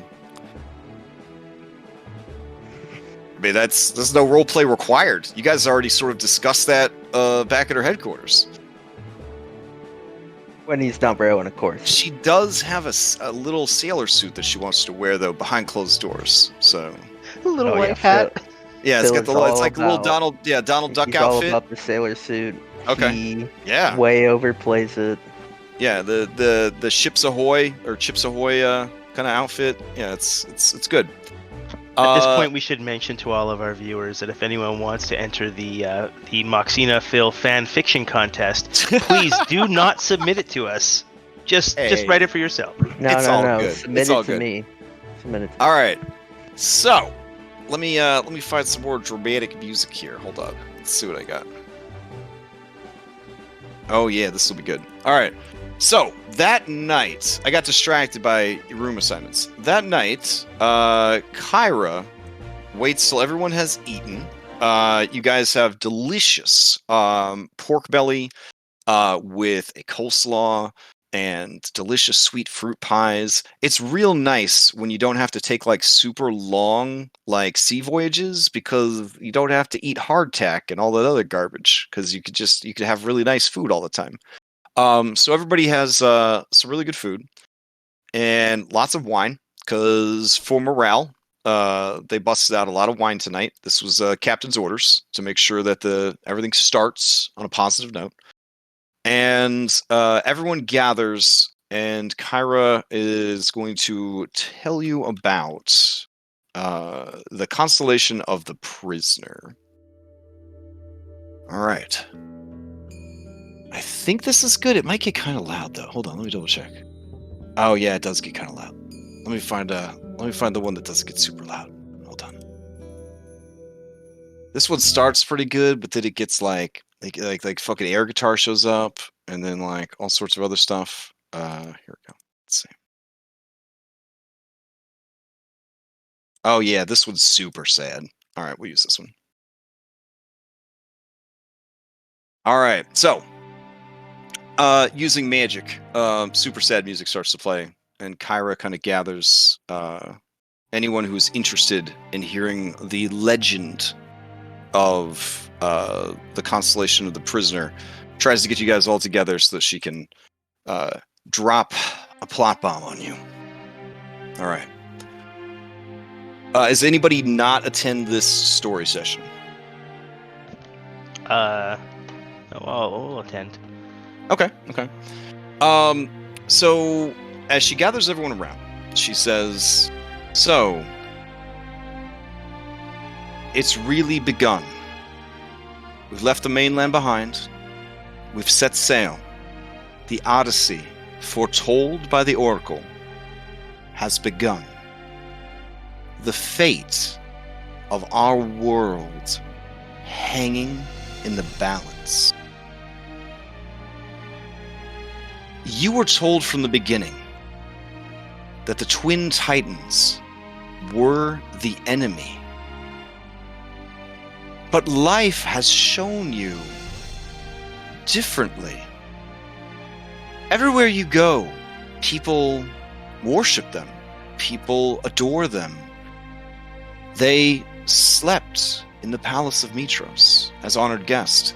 They ate with us in celebration of your deeds.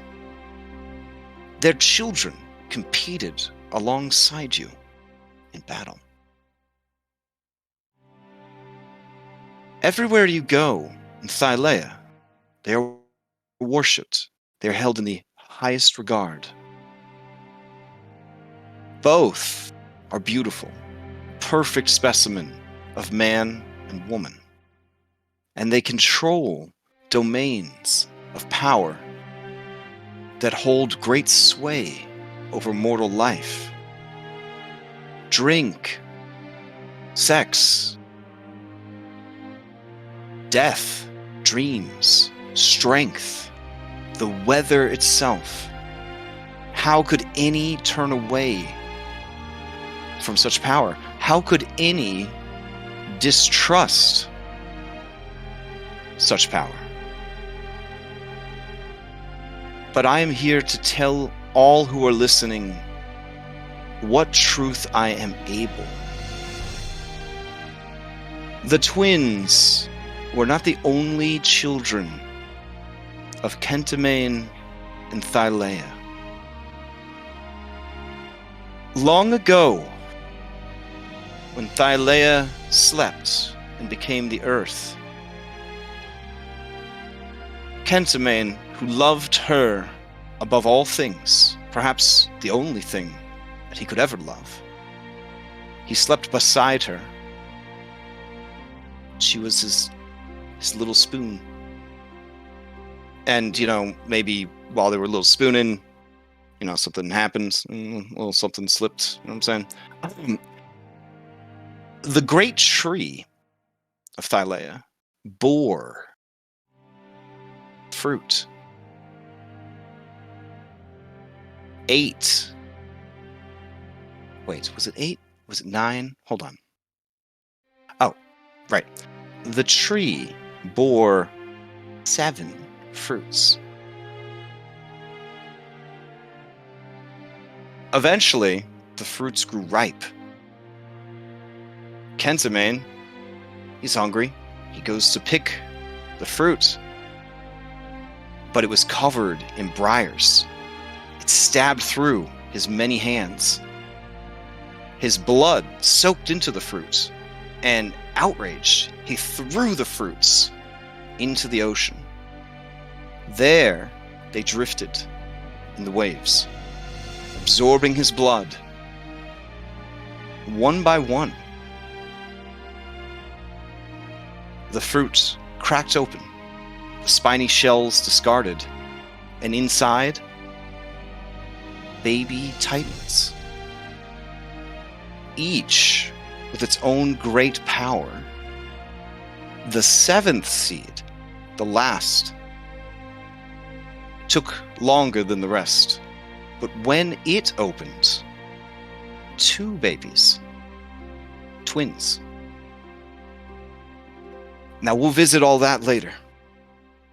But here's what you need to know about Fire Island and the constellation of the prisoner. One of the children born of the fruits of Kentamane and Thylea is known as Halcyon. She was the goddess of swiftness. There was a dark time, long before the settlers ever came to this world, when Sidon and Lutheria turned upon their own siblings and sought to destroy them. Halcyon used her great speed to flee. She hid on an island of fire.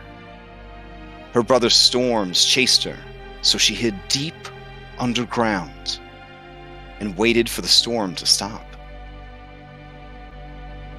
If you look to the stars, you can see the prisoner cowering even still, cowering in those 7 bright stars. But Sidon and Lutheria did not leave. Instead, the twins reached deep down into the roots of the island and shifted rock and stone, letting loose a flow of primal magma and trapping their sister within. She is still trapped there to this day, inside the island's fiery heart. If you look closely, and I realize I should have moved us to this map, you can see the red star that glows.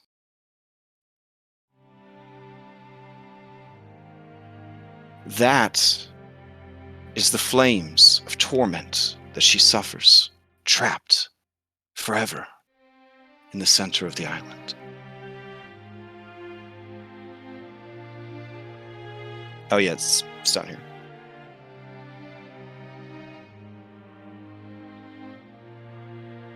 So, when people ask you why we oppose the Titans, you can at least have one story that's not your own to draw upon, to know that they are wicked, terrible creatures, and they must be stopped.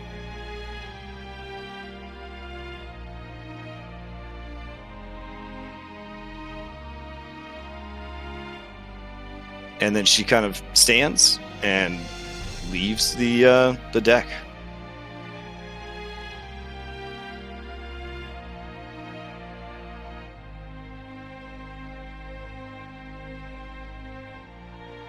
Looking about, you see that Versi looks unsurprised by the story, but at the same time, like she is taking in the measure of every person who listened to the story. You also notice that Chandris does not seem as surprised or shook by the story as some of the other NPCs.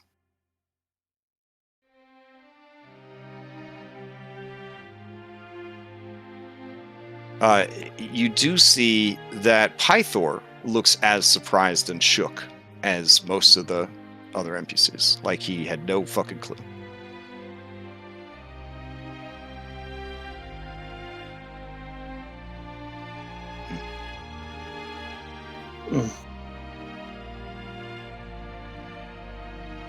Yeah, Circe doesn't know quite how to feel about all this. There is a murmur that starts up. Again, you have over 100 crew, and many of them wanted to hear a tale from the goddess of music. And there is a murmur that goes up. Surely, that is just a story. Have you ever heard of these other titans? Have you ever... Has anyone? And they begin to sort of murmur to themselves. I had. I didn't. I thought they were, killed long ago. They were kind of a. Well, yeah. The popular historical note is simply they died. Yeah. Yeah. Yeah. Footnotes. That's all there is to say. Yeah. Yeah. The cruelty and lust for power held by Sidon and Etheria is unmatched.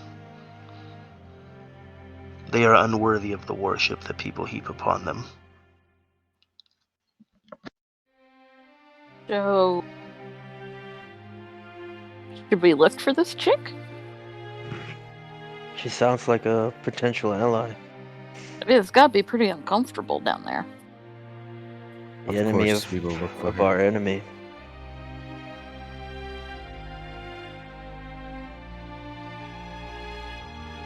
Is Kyrah still around? She has gone above decks. Mysteriously disappear in a puff of smoke. No, she turned from like the quarters, like the communal quarters where everybody was eating and drinking and whatnot, and she just kind of marched her way back up to the upper decks of the ship where the rain continues to drizzle down.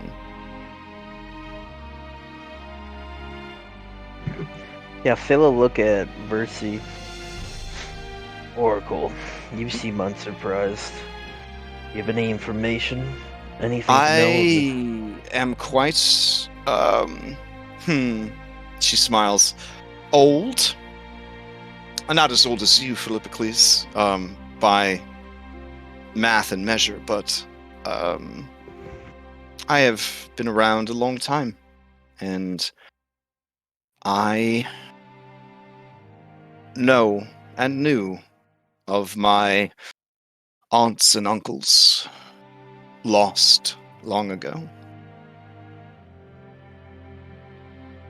What happened to them made it that much easier to side with the settlers when a choice had to be made. But such a story, even told by a goddess would not be well received on the mainland of Thylea. Kyrah would have endangered the lives of any person she told that story to. But since every person on this ship has signed their own death warrant, what's the harm?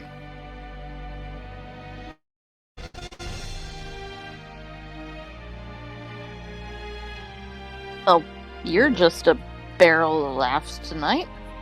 She looks to Hypatia, and her face is sorrowful. I'm sorry, I am nursing a broken heart.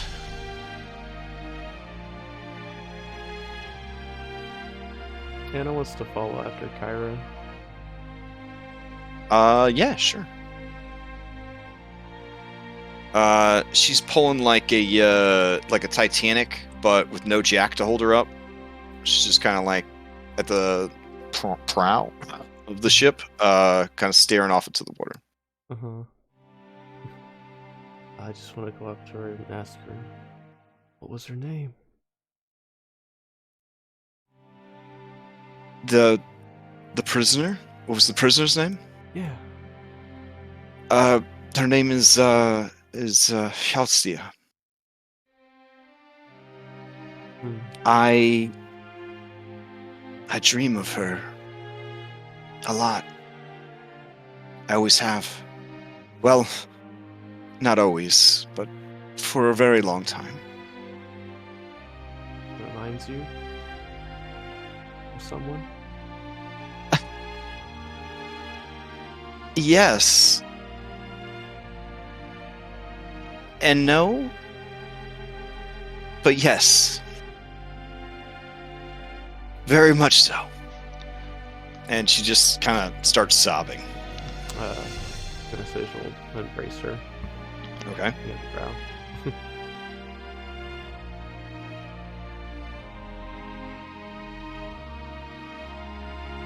And she just kind of murmurs to you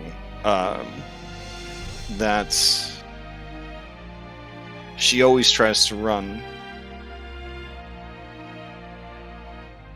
but there's nowhere to run because it's always just waiting for her when she gets back. Just like the destiny Versi has saddled you with will always be waiting for you. It's okay. We have each other.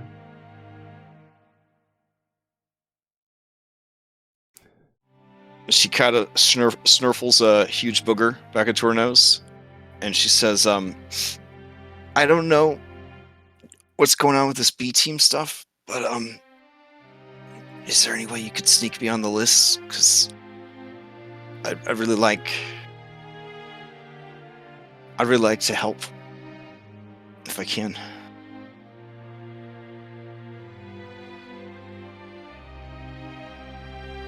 Of course. I know there's a lot of really good options. I can't believe they gave that fucking pig such a good ability. It doesn't make any sense. I used to be really cool, and now I'm like a discount bard. How much more? I'm outstated by a pig. Guess I have a really good ability. I know. She just sort of sobbed even harder. Oh. Downstairs, people are cheering as the Piglet of Legend downs another bowl of wine and smashes it against the floor of the deck, letting out a squeal of victory.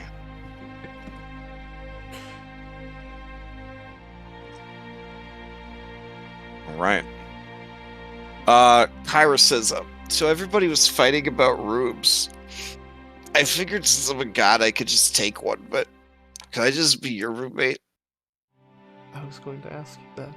I don't really know which room. That's good, because I already put all my stuff in your room. So. Let's go to bed. All right. And then conspiratorially, I want to add a whisper so no one else in the campaign hears. Did she run really fast? Oh, she was the fastest. She was Faster, you were her. I'll never know. She's a prisoner. She can't run at all anymore.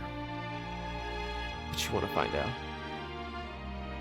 I used to be able to go from the northernmost point to the southernmost point of Thylea in minutes. And now I stumble along like a tortoise. I can only imagine how much she suffers, having nowhere to go.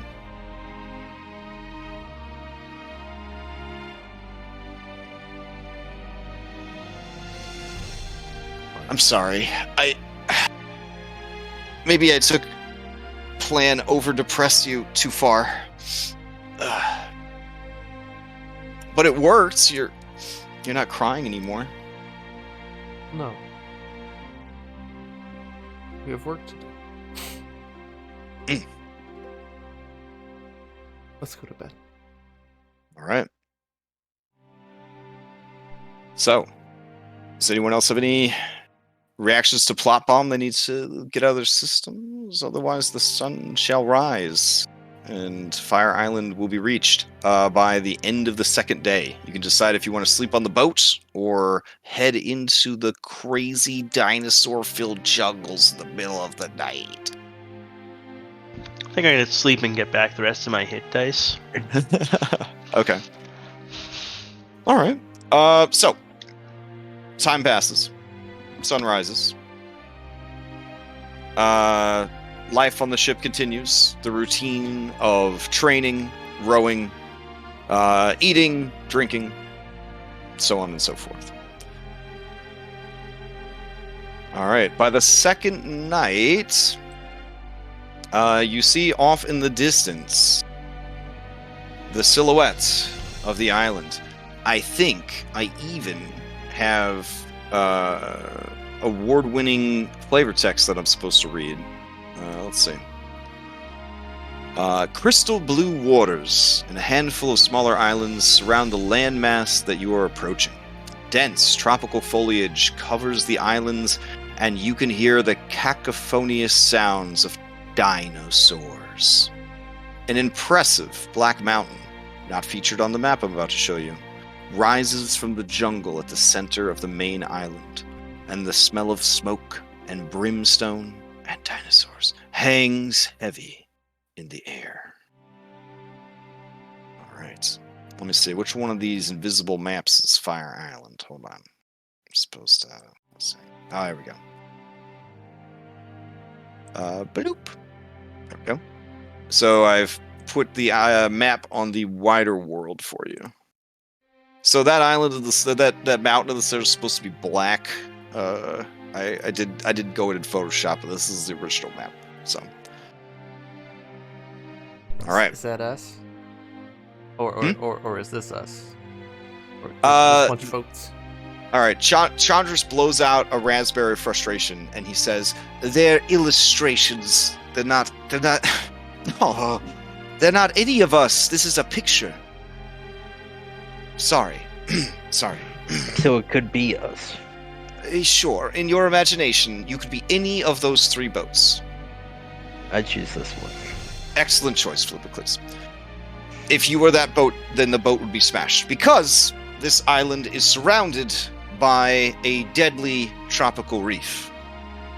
Not sure how the tropical reef also travels with the island. I'm not 100% sure on that, but I have it on good record that it likes to gravitate towards tropical reefs of the ship-smashing variety. Let me... Hold on, this music is making it very hard for me to kind of explain things in a way that doesn't seem so depressing. Hold on. Let's see. This will do. Mm-hmm. And he sort of side-eyes Kyrah, like leaving sad music on the goddamn ship's radio. All right. And Chandra's kind of like tries to put on a smile, but he it's not so much that he looks he's nervous. Yeah, he's nervous. He's used to handling the king. and to a certain extent the Queen and Gaius, but you guys are an unknown quantity. So he's still trying to get your measure. Oh, well, let's start with a quote from another famed scholar, Aesop, keeper of the Dragon Shrine. He says, I have often studied the lizard folk of Fire Island, for in spite of their wicked natures, they venerate the dragons. They still tell legends of the Dragonlords, who are said to have attended a great feast at the volcano before the outbreak of the First War.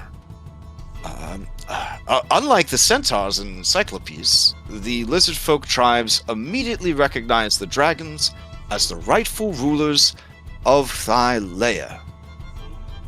That's according to Aesop, of course. This is word for word from his notes. Oh, that would mean you were there. Yes, Astreus.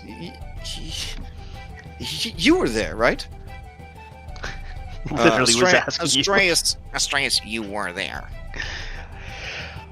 I do recall this feast. Yeah, you, and I actually have it in my notes there.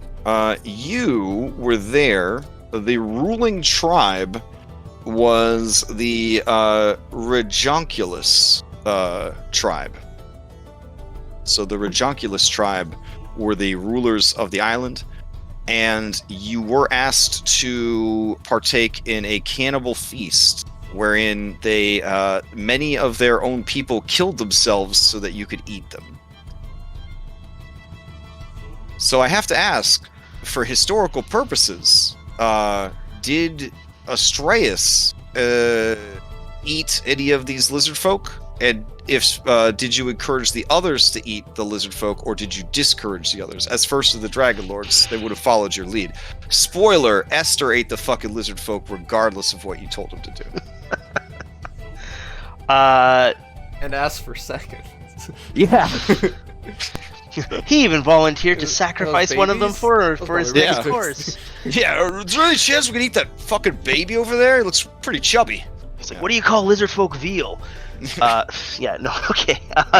Astreus would have, I mean, it's a diplomatic thing. He would have tried to honor their customs as best he could. Okay. He would have been, it's obviously not his customs, so he would have found it a stretch, but he would not have wanted to offend them. He just would have made sure with whoever it was he was communicating, whatever advisor they had for their culture, that like they didn't expect the reciprocation of it. Like, we kill some of our Dragonlords and eat them too. He would not have done that. So Chandra's Chandra's gonna wait for your flashback to finish, and then he says, as Astreus can tell you, they are super meat eaters. They love eating meat. Not into vegetables at all. They have no sexual dimorphia, so the males and the females all look exactly the same. Honestly, they all look exactly the same. It's uncanny. They value the meat of sentient creatures above anything else, including material wealth. Though, historically, when they found out the dragons like shiny things, they did shower the dragons that were with the Dragonlords with mountains of treasure, dug from their volcanic mountain. Let's see. You see him shuffling through his parchment. Yes, so currently, in today's era, there are 3 tribes that live on the island.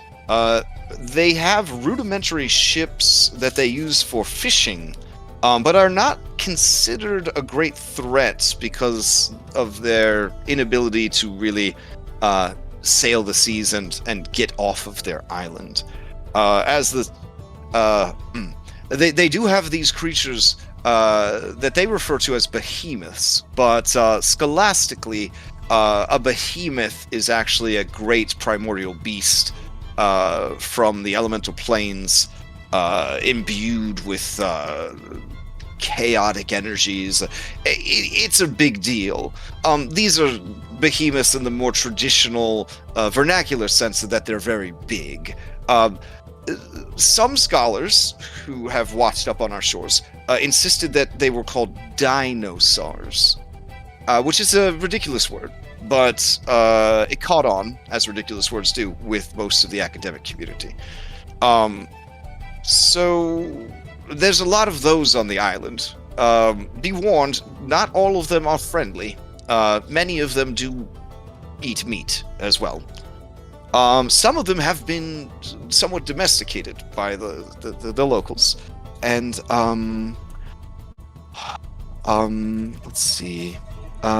So there would be... oh, no, I'm sorry. 4 tribes. There should be 4 tribes currently active on the island. The Dofam, the Rajonculus, the Coxpini, and... Oh, the Firewalkers. Let's see. Anything else of note? Dinosaurs. They all got weird names, and then just the Firewalkers. I mean,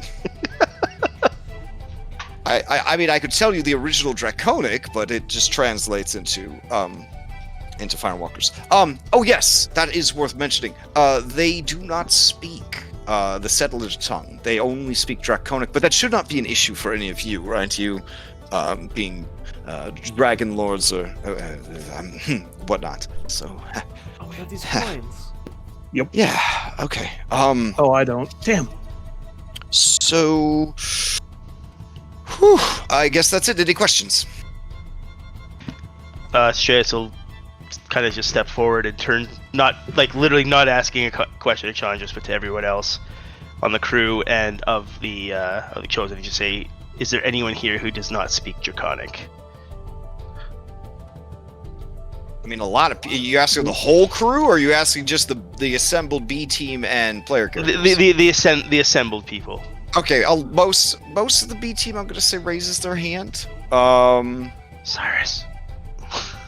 Oh, actually, I don't, but I can speak telepathically to them, so that kind of goes through a lot of barriers.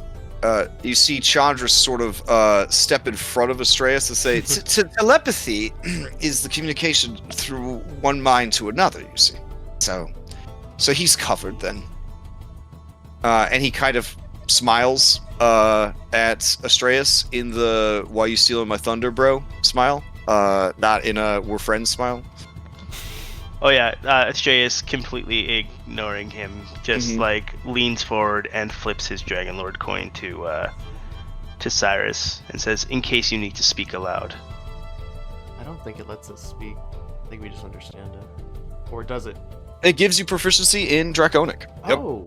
Yep, full proficiency in Draconic language. Yep. Corinna says, I do not speak Draconic. Am I to join you on this excursion or no? Now would be the time for you guys to set our B team. Oh man, all of the assembled B team are eyeing each other like this is our chance. You see that Endis looks like Hermione Granger trying to get someone to call on her to answer a question. Like she can't sit. She's just kind of fidgeting. She's like got her fucking weapons out. There's like radiant energy glowing from her hands and her eyes. It's just, yeah. Bullbug looks so smug because he knows. He knows he's gonna get picked. He knows. He's just looking at everybody like, like yeah, like he's ready for it. So I think everyone needs to assemble on the deck, and someone on the crew needs to call them one by one.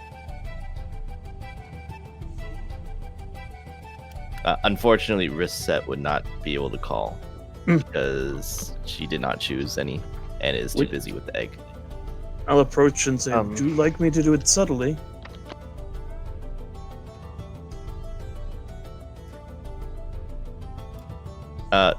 Does that mean you're coming, Cyrus?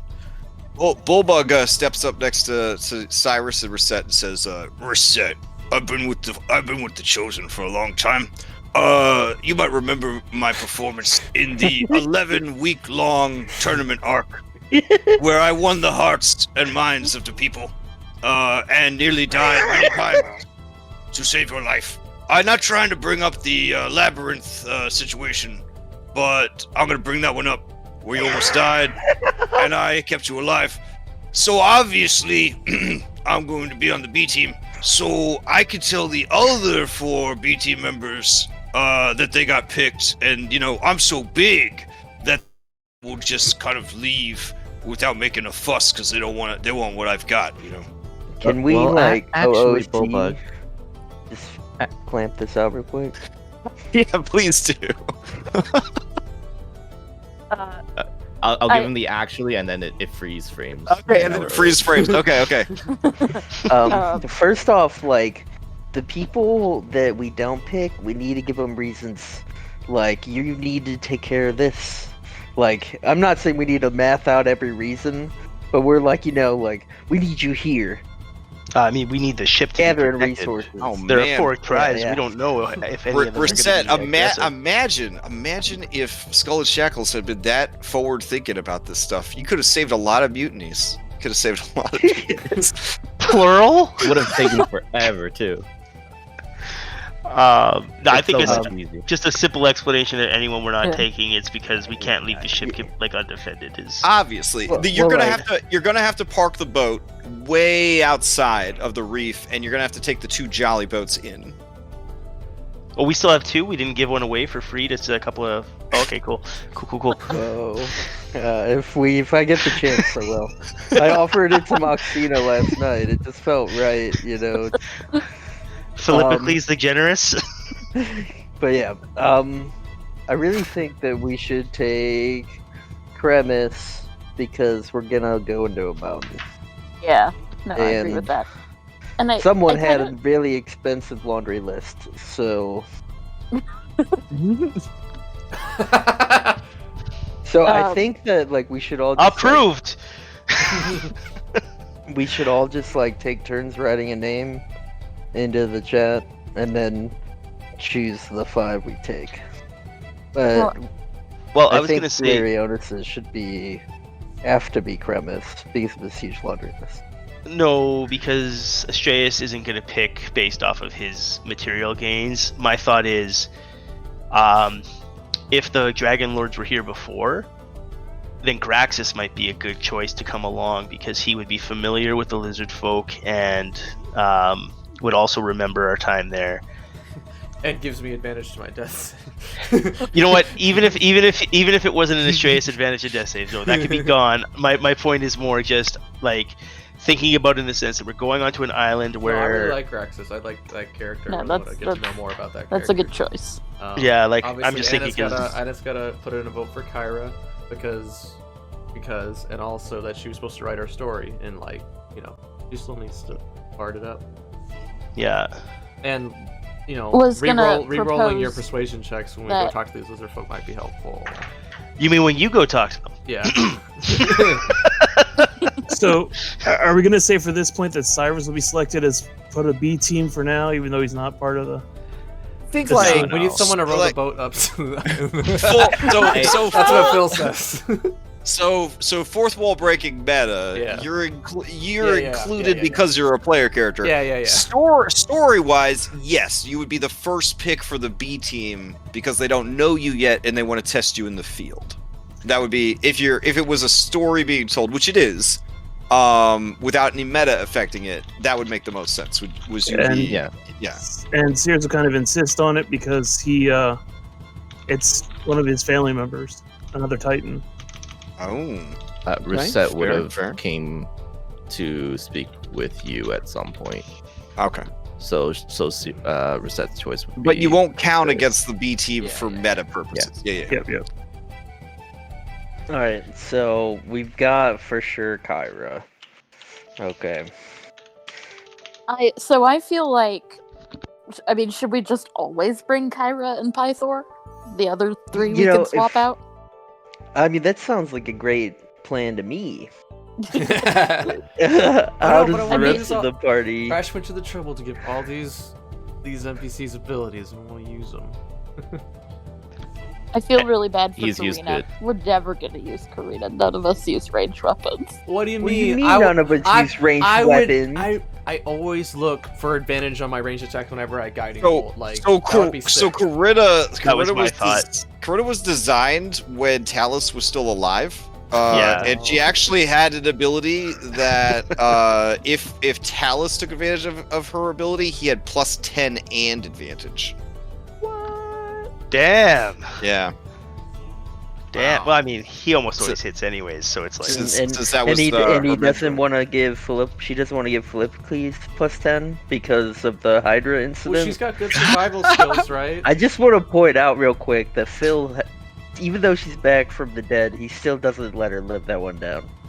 Yeah, and Wow. so she still lives in fear of your legendary temper. That's you're still mad at her about Kyrah saying that she did more than you in that fight. So So I think Bullbug's gonna release Fat if we don't take him for the first outing.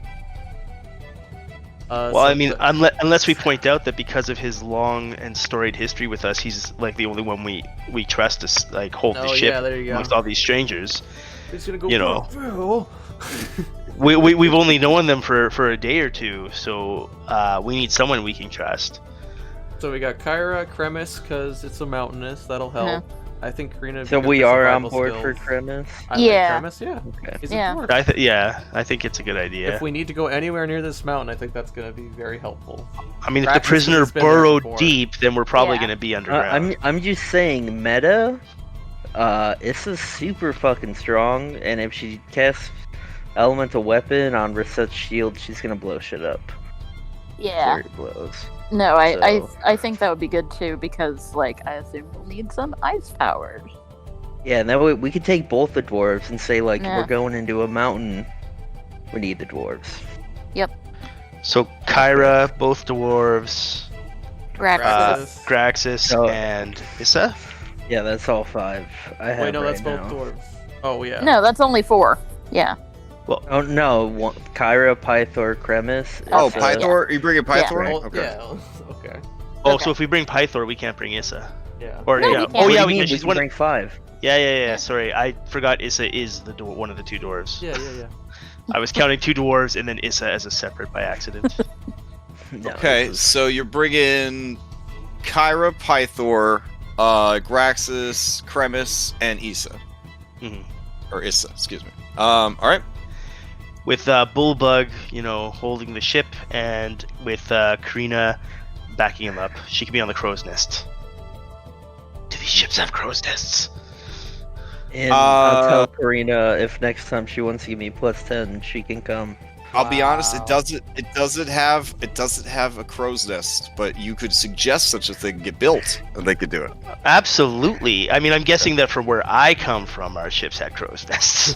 That's true. That's true. Yeah. So I'm gonna be But like, you weren't around for the construction of the ship because you were dead.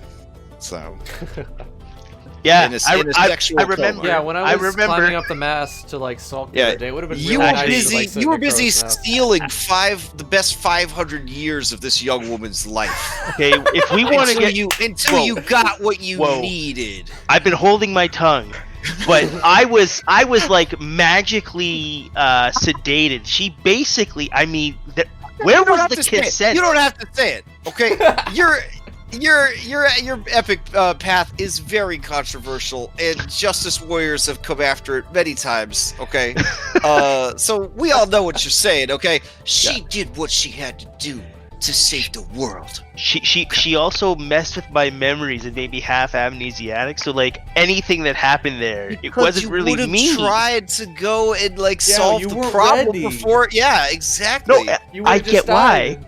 I get You know why. what? If she Eddie- could do it again, she would have just put you in under ice. She would have just put you under ice. Whoa, no, and that Captain would have been America. Would have been better because you know what she did? She did to me what Triss did to Geralt in the games. Oh, She absolutely. took advantage of me when I had Absolutely. no memory to know better. Yep, Witcher 2, totally. That's exactly what happened. Yep. Yeah. And in other games, and I even made the hold on, we're getting a little OC. I made the offer to you that you could have been in his face this whole time, and you were like, "Nah, bro, I want that loving." Oh yeah. So come at me now and tell me that you were the victim here. The only victim is this poor young woman who gave up 500 years of her life, turned her back on her family, so that she could save you. Please follow our Twitter account for the OOC, like player Astraeus made that call, but character Astraeus had no choice in the matter. Oh wow! You see? Okay, What a cop okay. out, dude. No, that's exactly. I make player your choices breakup wouldn't to have add meant drama as to my much character. if you hadn't done it that way. So Right? For sure, Thank for you. sure, You for sure. get it. But this it doesn't change her feelings, yeah, okay? yeah. It doesn't change her feelings. They can be as irrational as she wants them to be. They're her feelings. Crash, can we get edit rights on the B team sheet, and I'll like organize and highlight the ones we're Oh, do we want to taking? have like an active section? Yeah. I shared it on stream, so if I give the whole world access, it'll be fine. Okay. I'm sure, I mean, I nobody just will vandalize your shit. I just requested edit too. Okay. Do we have a backup? Just in case? Yeah, it's Google, so it's easy to have a backup. So, all right. Anybody with the link can now edit it. All right. But it keeps track of all the edits and who made them, so don't try. Oh wait, that was the wrong one. Hold on. Is there a new link? Hold on. I have a DM version that has characters that you didn't successfully recruit. Oh dang. Yeah. That would hurt. Yeah, I don't want you guys to accidentally see that. Let's see. No, now I really want to. We're looking at it. Why are Sidon and Letheria on this list? Man. You know, all Esther's on there for sure. Oh yeah, Esther was on there. Yeah. Sula was on there. Man, Sula's power is so fucking good. All right. Anyways, let's see. Anyone with the link? Here we go. Can edit. There we go. All right, and I'll go ahead and make a version history right now. Before I shared editing rights. That's what we'll name the save. All right. All right, cool.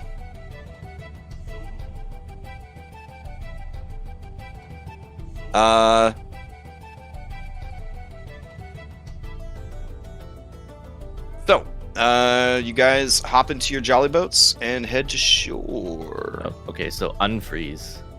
Unfreeze? Unfreeze what? Well, actually, Bulldog, Oh, okay, gotcha. I had totally forgotten what we were doing.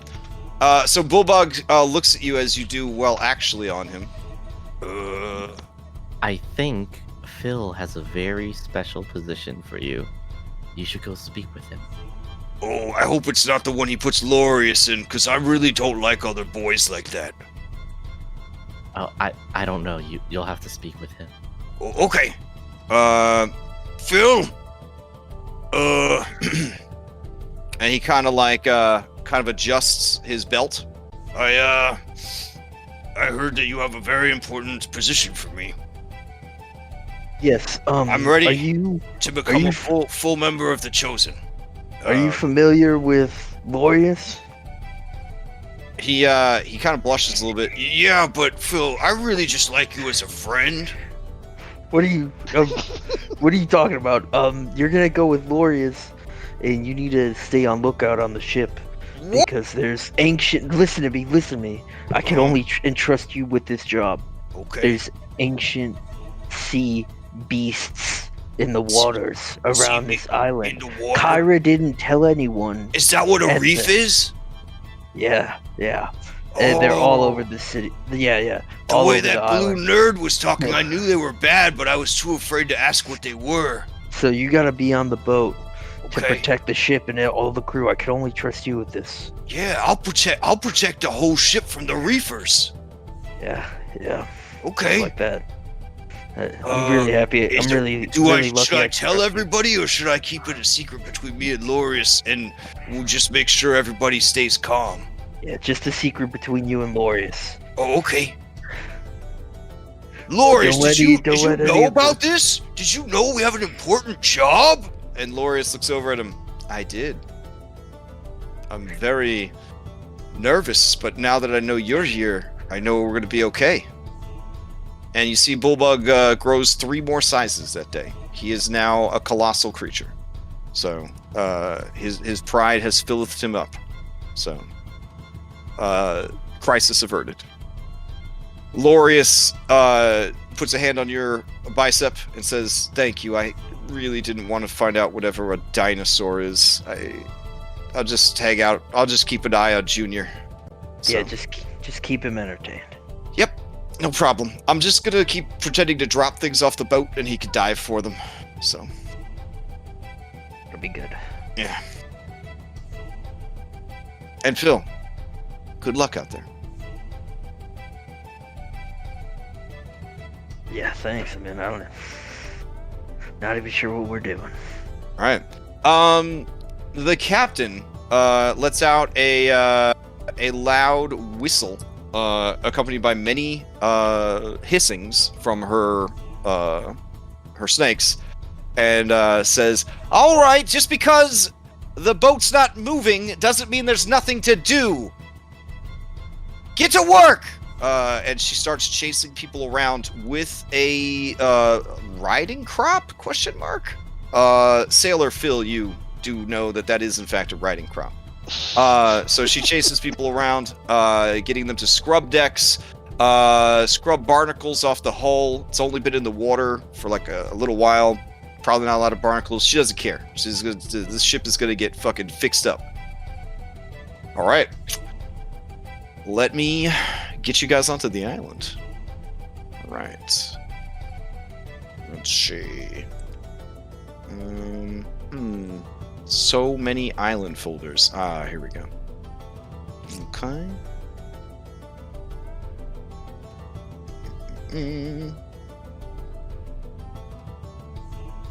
Oh shit. Okay. Here we go. Are there any, I guess I should ask, are there any questions before you leave the ship behind? It is going to be a couple hours of rowing, even with the beefy boys rowing, to get to land. And then once you're on land, you're going to be cut off from the ship, basically, unless you have magic. So. Yeah, I mean, Phil was gonna ask, back when we were doing the brief, to be honest, about like each of the 4 tribes, like more information about them, and like where we should approach on the island to be with hopefully the most amenable tribe.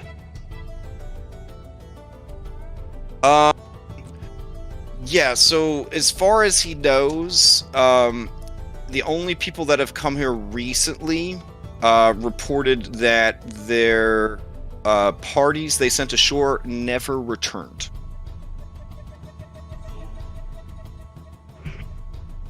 Alright, that's okay. This is maybe super silly, but the items that Volcan offered to craft us right away, like, do we just have those now? Were they given to us between sessions, or are they like when we return? He was going to send the Keladone to deliver them.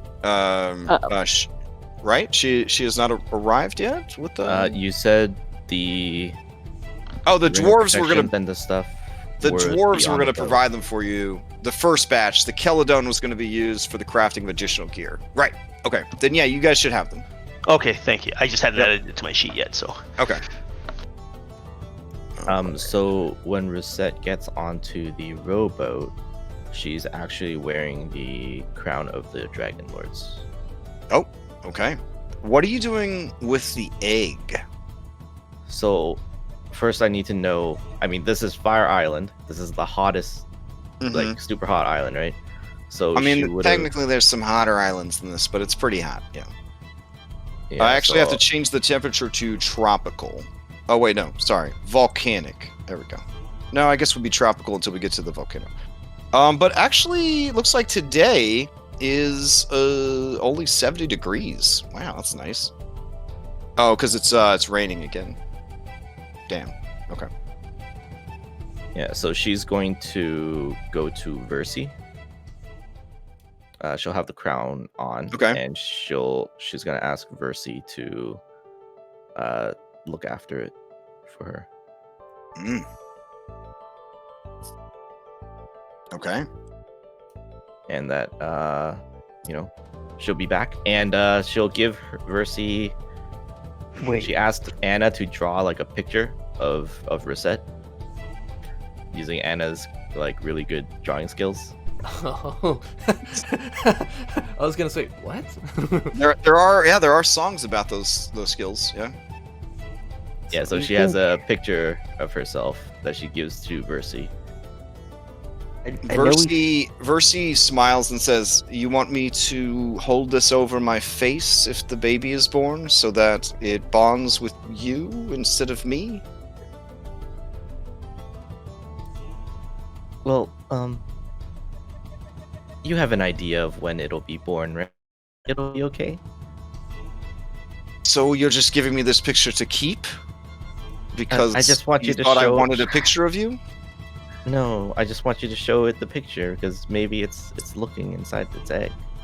You want me to hold this picture up to the egg? Yeah. And sing its songs and tell its stories every day. Sure. But not the one about me and Phil's. It's fine. It'll be fine. Go on. Yeah, go on. Okay. She runs on to the boat. Okay. All right. You take these lovely jolly boats to shore. Nothing crazy happens to you on the way there. You arrive. Yeah. That's all I got for you. All right. Oh wait, I'm actually a flavor text. Hold on. Let's see. Nope, I don't have anything. I could try to bullshit you some real quick. The waves are rough and the current's strong, but with a literal god of strength and his son each rowing one of the boats, you make good time. Almost like little speedboats jettisoning across the lapping waves.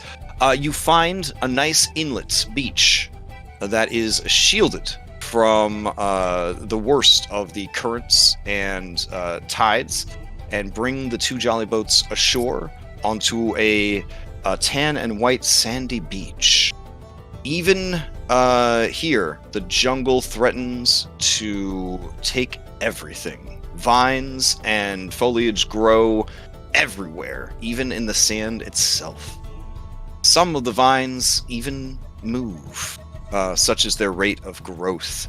Off in the forest, you hear the roar of dinosaurs and the rustle of leaves. You see off in the distance large bat-like creatures with pointy cone heads and cone noses. If Anastasia was asked to draw a picture of it, it would probably look something like that. There we go. Beautiful. All right. Anastasia is shaking with excitement. Yeah, Phil would kind of like huddle everyone up. Yeah. So, what are we trying to accomplish here? Do you want me to just get us to the mountain, or do you want to encounter some of these tribes? Like, what's our main objective here? I think we need to speak with the lizard folk. Yeah. Alright, so I'll try and find the lizard folk and lead us to them. As you guys are discussing this, Kyrah lets out a cry of pain. As she does, Cyrus, you also feel the pain that she feels. It is a psychic pain. She falls to the sand. Pythor catches her before she lands. And her eyes go wide in surprise and pain and a little bit of terror. What was that? I'm sorry. I just I don't know. As soon as I got out of the boat and touched the shore, I felt something. I don't know. I felt trapped. There's. I thought I was back in the elevator again. No, we agreed never to bring that up. She rushes to Anastasia. The elevator. What's an elevator? I thought I was back in the elevator. We don't talk. We don't talk about the elevator. So, interesting facts. Elevators were invented in, like, I think 50 BC or like 100 BC or something. Elevators are actually really old technology, I found out. So it wouldn't actually be that unusual for a sophisticated society to have some form of lift or elevator. Yeah, they just were more pulley based than than the one But that we isn't found. that crazy? Yeah. I've learned so much about history from this campaign. I mean, so much of human ingenuity and invention throughout the ages is literally based on because we want to find a way to not have to actually work as hard as we do otherwise. It's fantastic. Don't worry, Kyrah. We'll never have to go in an elevator ever again. I will refuse. We will fly like we wanted to. Remember? I was just gonna fly down. Okay. I think it was. Fun. No, I'll just wear you out. It's fine. I'll be fine. I'm sorry, guys. I don't want to lose my chance on the B team. Everything's fine. I'm okay. Everything's cool. Back on dead. Pythor shrugs, and she shrugs, and she says, okay. Whoop. She got small. All right. Kremis murmurs to Issa. She's always been very weird, that one. And Issa kind of shrugs, and she says, can you smell it, Kremis? Money. It's everywhere. This is a rich island. And he begins to rub his hands together greedily. Bill's gonna start searching around, look for tracks, danger, awareness. If anyone else is trained in survival, he'd ask them to come with him.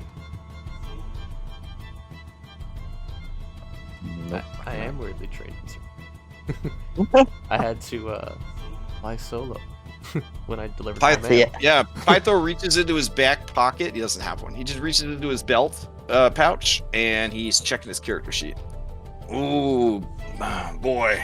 Well,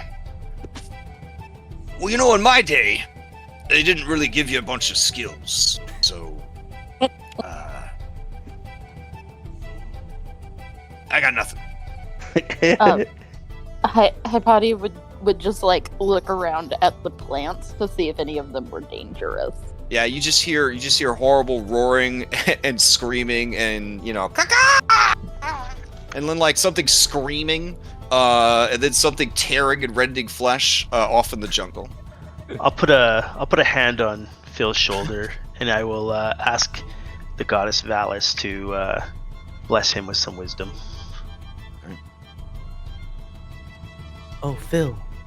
Find us the path, Phil. While you're searching, keep an eye out for any medium-sized hostile creatures.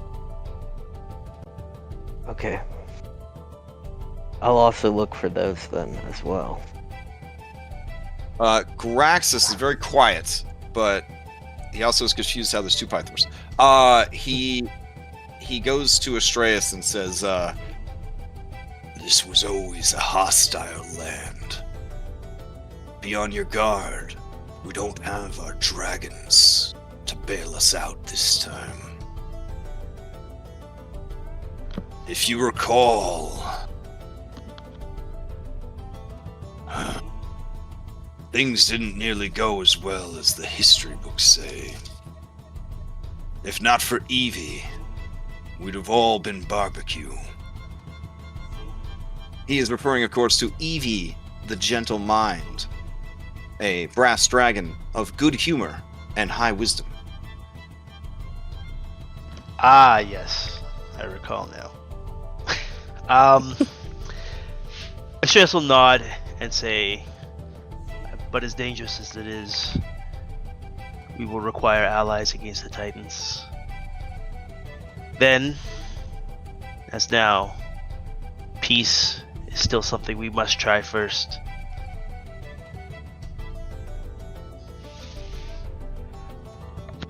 Lead on, first of the Dragonlords, and I will follow.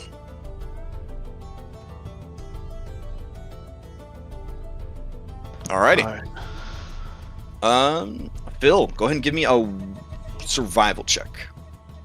You have advantage because Anastasia is helping you, and you get a guidance on that for an extra D4. First roll Okay. of the Odyssey. All right. I guess that's technically true. Yeah, everything else is tutorial. Everything else is just tutorial. All right. Let's see. We got like 5 different jungle maps. Did I do an investigate for tracks? You could. I'm mostly rolling it all up into one check for now. Okay. Yeah. I was like, I can't offer survival, but I got good for investigate. So. Phil, up ahead. After about an hour of plunging into the jungle. With the survival check that you got, you do realize that bugs are going to be an issue. Biting, stinging insects. The best thing that you could do if you don't have any insect repelling ointment would be to lather yourselves up with fat. Yeah, I'll suggest that to everyone. Okay. I will assume as part of this excellent survival check that you hit up the ship's stores and brought a big old jar of tallow, so that you guys could all grease yourselves up with delicious animal I fat. feel like I was gonna say the meat-eating natives of this island. Now there is that aspect, yeah. So if you want to prevent being bit, that's going to be the best solution, unless Nerd Hypatia has some magic solution. I was just gonna say my snakes would eat all the bugs that got near me. Oh, it's so many bugs. So many bugs. They're going to be nuzzling your flesh. You're a Disney person. You get that reference. Unless your leg hair is also little, like, teeny tiny snakes, like, I don't think your snakes on your head are going to be able to cover everything. Would oil work? So it's a double-edged sword because oil will work, but either way, the oil or the fat will technically make you extra delicious for dinosaurs. But the bugs won't be able to get through the film on your skin to bite you. I mean, we're gonna be delicious to dinosaurs anyways. Okay. Now, if you don't care about bug bites, obviously you have magic. You can cure malaria and all that stuff. So you probably won't get that sick. So I'll cast vaccine on everyone before we set off the ship. I think there is a spell called Repel Insects, but maybe that's an older edition of D&D. I'm thinking. Yeah, I of. think it's third edition. Yeah.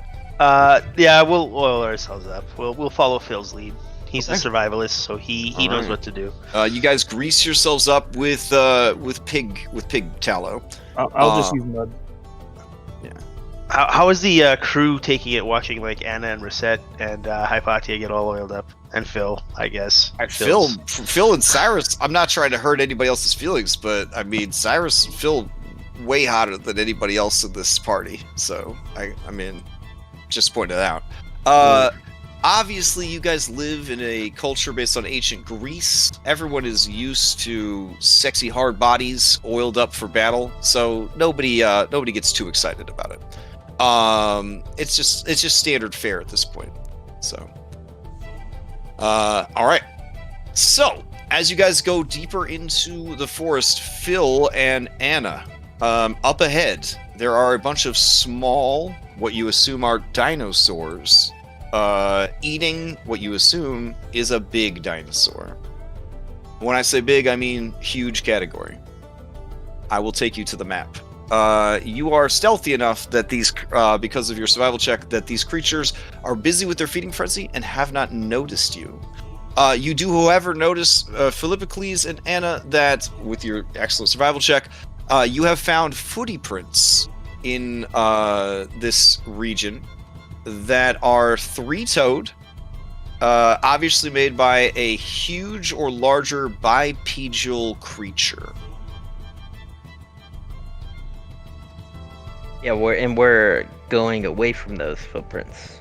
The footprints, unfortunately, seem to range across the whole area. This is apparently the hunting grounds of a great beast. Judging from the footprints, you imagine that this creature weighs almost 16,000 pounds. Is there any chance that the thing that is being eaten weighs 16,000 pounds, and is a Guys. large three-toed creature. It is hard to tell from this distance what the creature is, but it does look really big. Guys, I found a giant. We're in the hunting grounds of a giant bipedal creature, and I'm thinking about like what culture we're getting into. They like meat, and they probably respect hunters and stuff. Maybe we should hunt this thing and give its meat as a gift to one of the But what if, neighboring tribes. what if they get What mad if it that we hunts hunted? us? We hunted it, and it was theirs. Also, look at those guys; they're so adorable.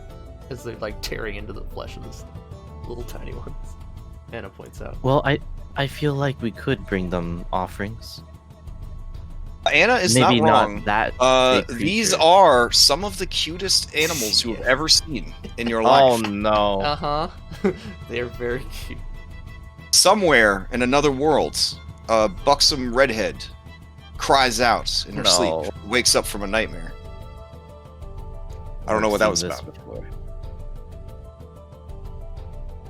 All right, So they you two- are going to town. There are these carnivorous fish called kippers that are on the mainland that could strip a cow in under a minute of all of its meat. These things are giving those a run for their money. They are making adorable trilling sounds, both to each other and almost like they're whistling while they work. They are so happy.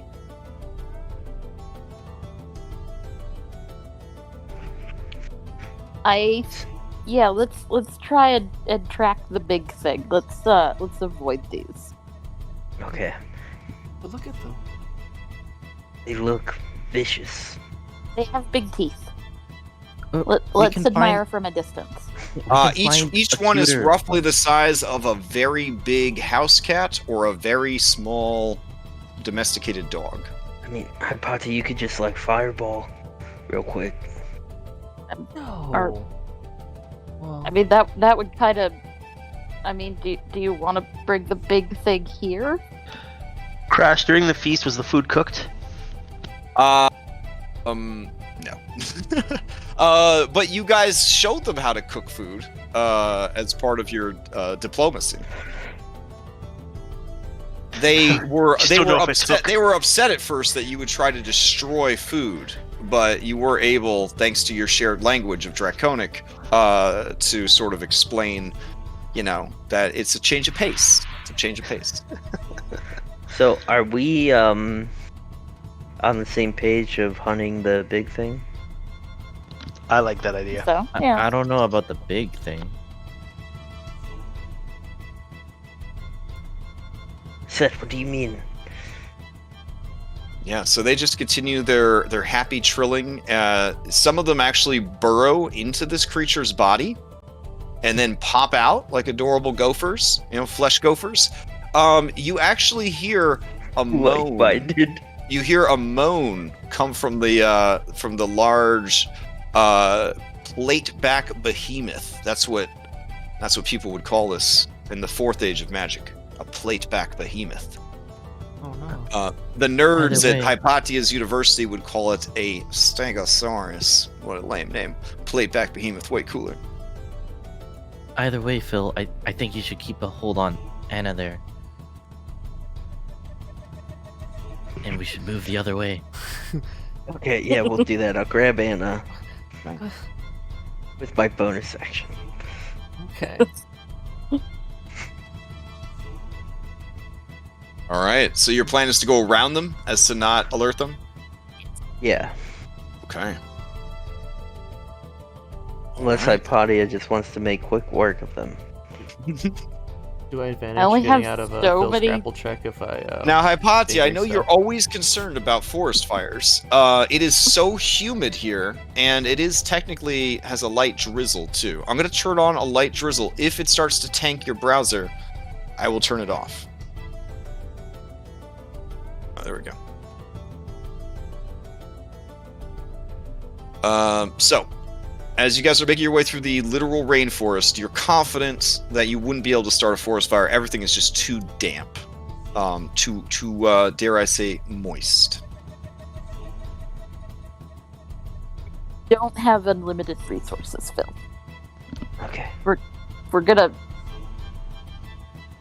hunt a big thing. It might need all of my fireball. Boy, why are we sneaking around, boy? We're gonna go. We're hunting the big thing that's in this area. Oh, We're gonna go get a Did Phil let me go? giant trophy. No. I'm you don't still want. Oh. You don't want to warm up on these little guys. I don't think it's wise to waste resources. Kyrah, what are those little guys called? And she's like, raptors. They're called raptors. Isn't that a type of bird? Yeah, but they're kind of a bird. I don't make up the names. Actually. Pulls out a book.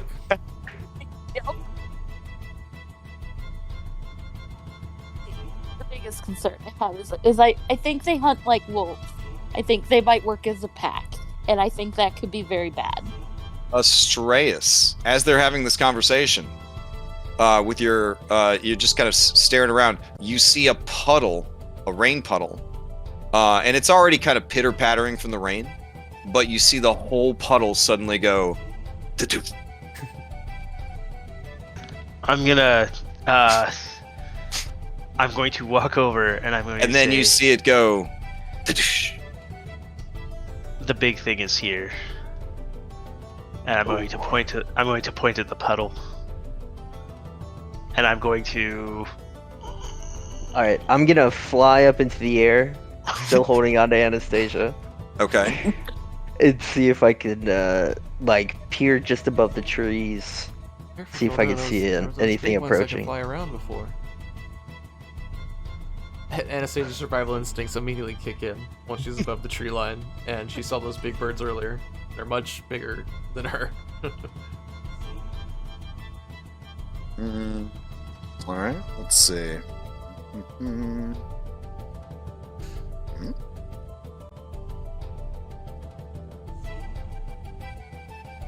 think this will work. There we go. So it kind of sounds like this. Yeah, there we go. Phil, you see the tree, the canopy of the trees is like like moving, and you hear those thumps. You see the little babies. They're not babies. They're full grown. You see these little chicken things. Look up towards the east? Question mark. And they begin to try and scatter. And you see a very big, bipedal, huge, 16,000 pound. I guess this would be called a sharp-toothed behemoth if you're a cool kid.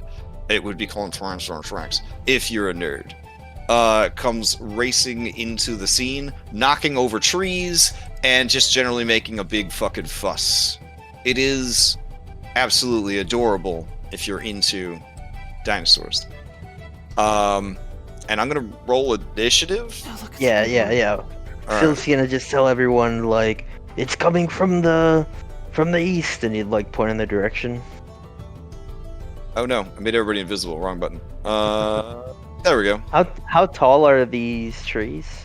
You're pretty close to the beach still, so the canopy of the trees is only about 30 or 40 feet high in places. Now, Okay, so let's say I'm flying 30 feet. all of the terrain here is difficult terrain if you are not a jungle native like these dinosaurs. So the dinosaurs definitely have a home field advantage here. The terrain is difficult. If you are flying, obviously, not an issue. If you come up with clever solutions for that, we'll work through them, that sort of thing. Well, even then, the jungle's extensive, as you say, even flying would be difficult. Until you get above the trees, at least. If it's raining, how overcast is it? Like, is it dim light or is it still bright light? It's described as a light drizzle. Oh. So, but the day is completely overcast. So yeah, I know what you're fishing for there. I know what you're fishing for there. Not fishing, just asking. You gonna take the best 500 years of my life too? All right. We'll say by now it's about 11 in the morning, but still relatively dim thanks to the canopy of trees and the overcast sky. All right. Technically, we're at time, but we could do like one round if you guys wanted to. I don't know. Not trying to be like a drug pusher for Dungeons and Dragons, but I guess I kind of thinking it would be better to. Oh yeah. Also, check this out. When it opens its mouth to roar, what? He's got a separate roar. It's so cute. But I can't shift Z its alternates, but still, it's a cutie. It's a cutie. All right. I might be in the minority, but I kind of like the idea of starting the next session with the fight. Right in the fight, like right in it. Yeah, going one round in. It's I don't know. That would definitely make my family happy. I've run over on every game I think for the last 3 weeks or something, 2 weeks. I don't know. I vote for Crash's family then. Oh jeez. All right. In that case, we'll roll out the initiatives, and the first thing we'll do next session is jump right into this combat. We won't even do a goddamn recap. We're just gonna jump right into this shit. Recap. You're being attacked by dinosaurs. Go! Yep. Yeah, that's all we're gonna do. Could I do that one for a bunch of inspirations? I don't know. Are you gonna mess it up? It says Acastus back in Nitros. Hey! Okay. So, with that shade successfully cast, I will move you guys back to your start page. Right. I use that shade to fly. Oh shit! Yes, shit. All right. So you guys have many start pages to choose from. I will set you back to the wider world, but you are of course welcome to explore any of the offline pages that you want, such as the magic of Foundry. Especially when hosted through the FoundryVTT. Yeah, baby. Didn't forget this time. All right, cool. Dinosaurs. Hell yeah. Now, obviously, Hypatia, the most important part of there being dinosaurs is polymorph. You know what I'm saying? True. So, yeah. So now you I was make just sure lamenting that we don't have a druid. Yeah, so keep track of your dinosaur sightings, because I'm only allowing polymorphs in this campaign into shit that you have seen in action. Yeah. All right, so just make sure you're keeping track. Okay. All right. So, hope everybody has a safe and healthy week. We are already in February of the year 2021. That's terrifying. All right. I don't know if there's anything special going on this February. I know last year we had a fun character build contest, but everybody seems very busy with the world trying to pretend everything's gone back to normal and failing miserably at it. So I don't want to add to everyone's burden with that shit. You know what I'm saying? If you are into Giphy-Glyph, I have started a group that is trying to assemble a Giphy-Glyph monster manual that is also Foundry compatible. So if you are interested, in Giphy-Glyph systems or monster building or things like that and want to get on board for that, message me and I'll definitely hook you up with the stuff we're doing and the people that are working on it.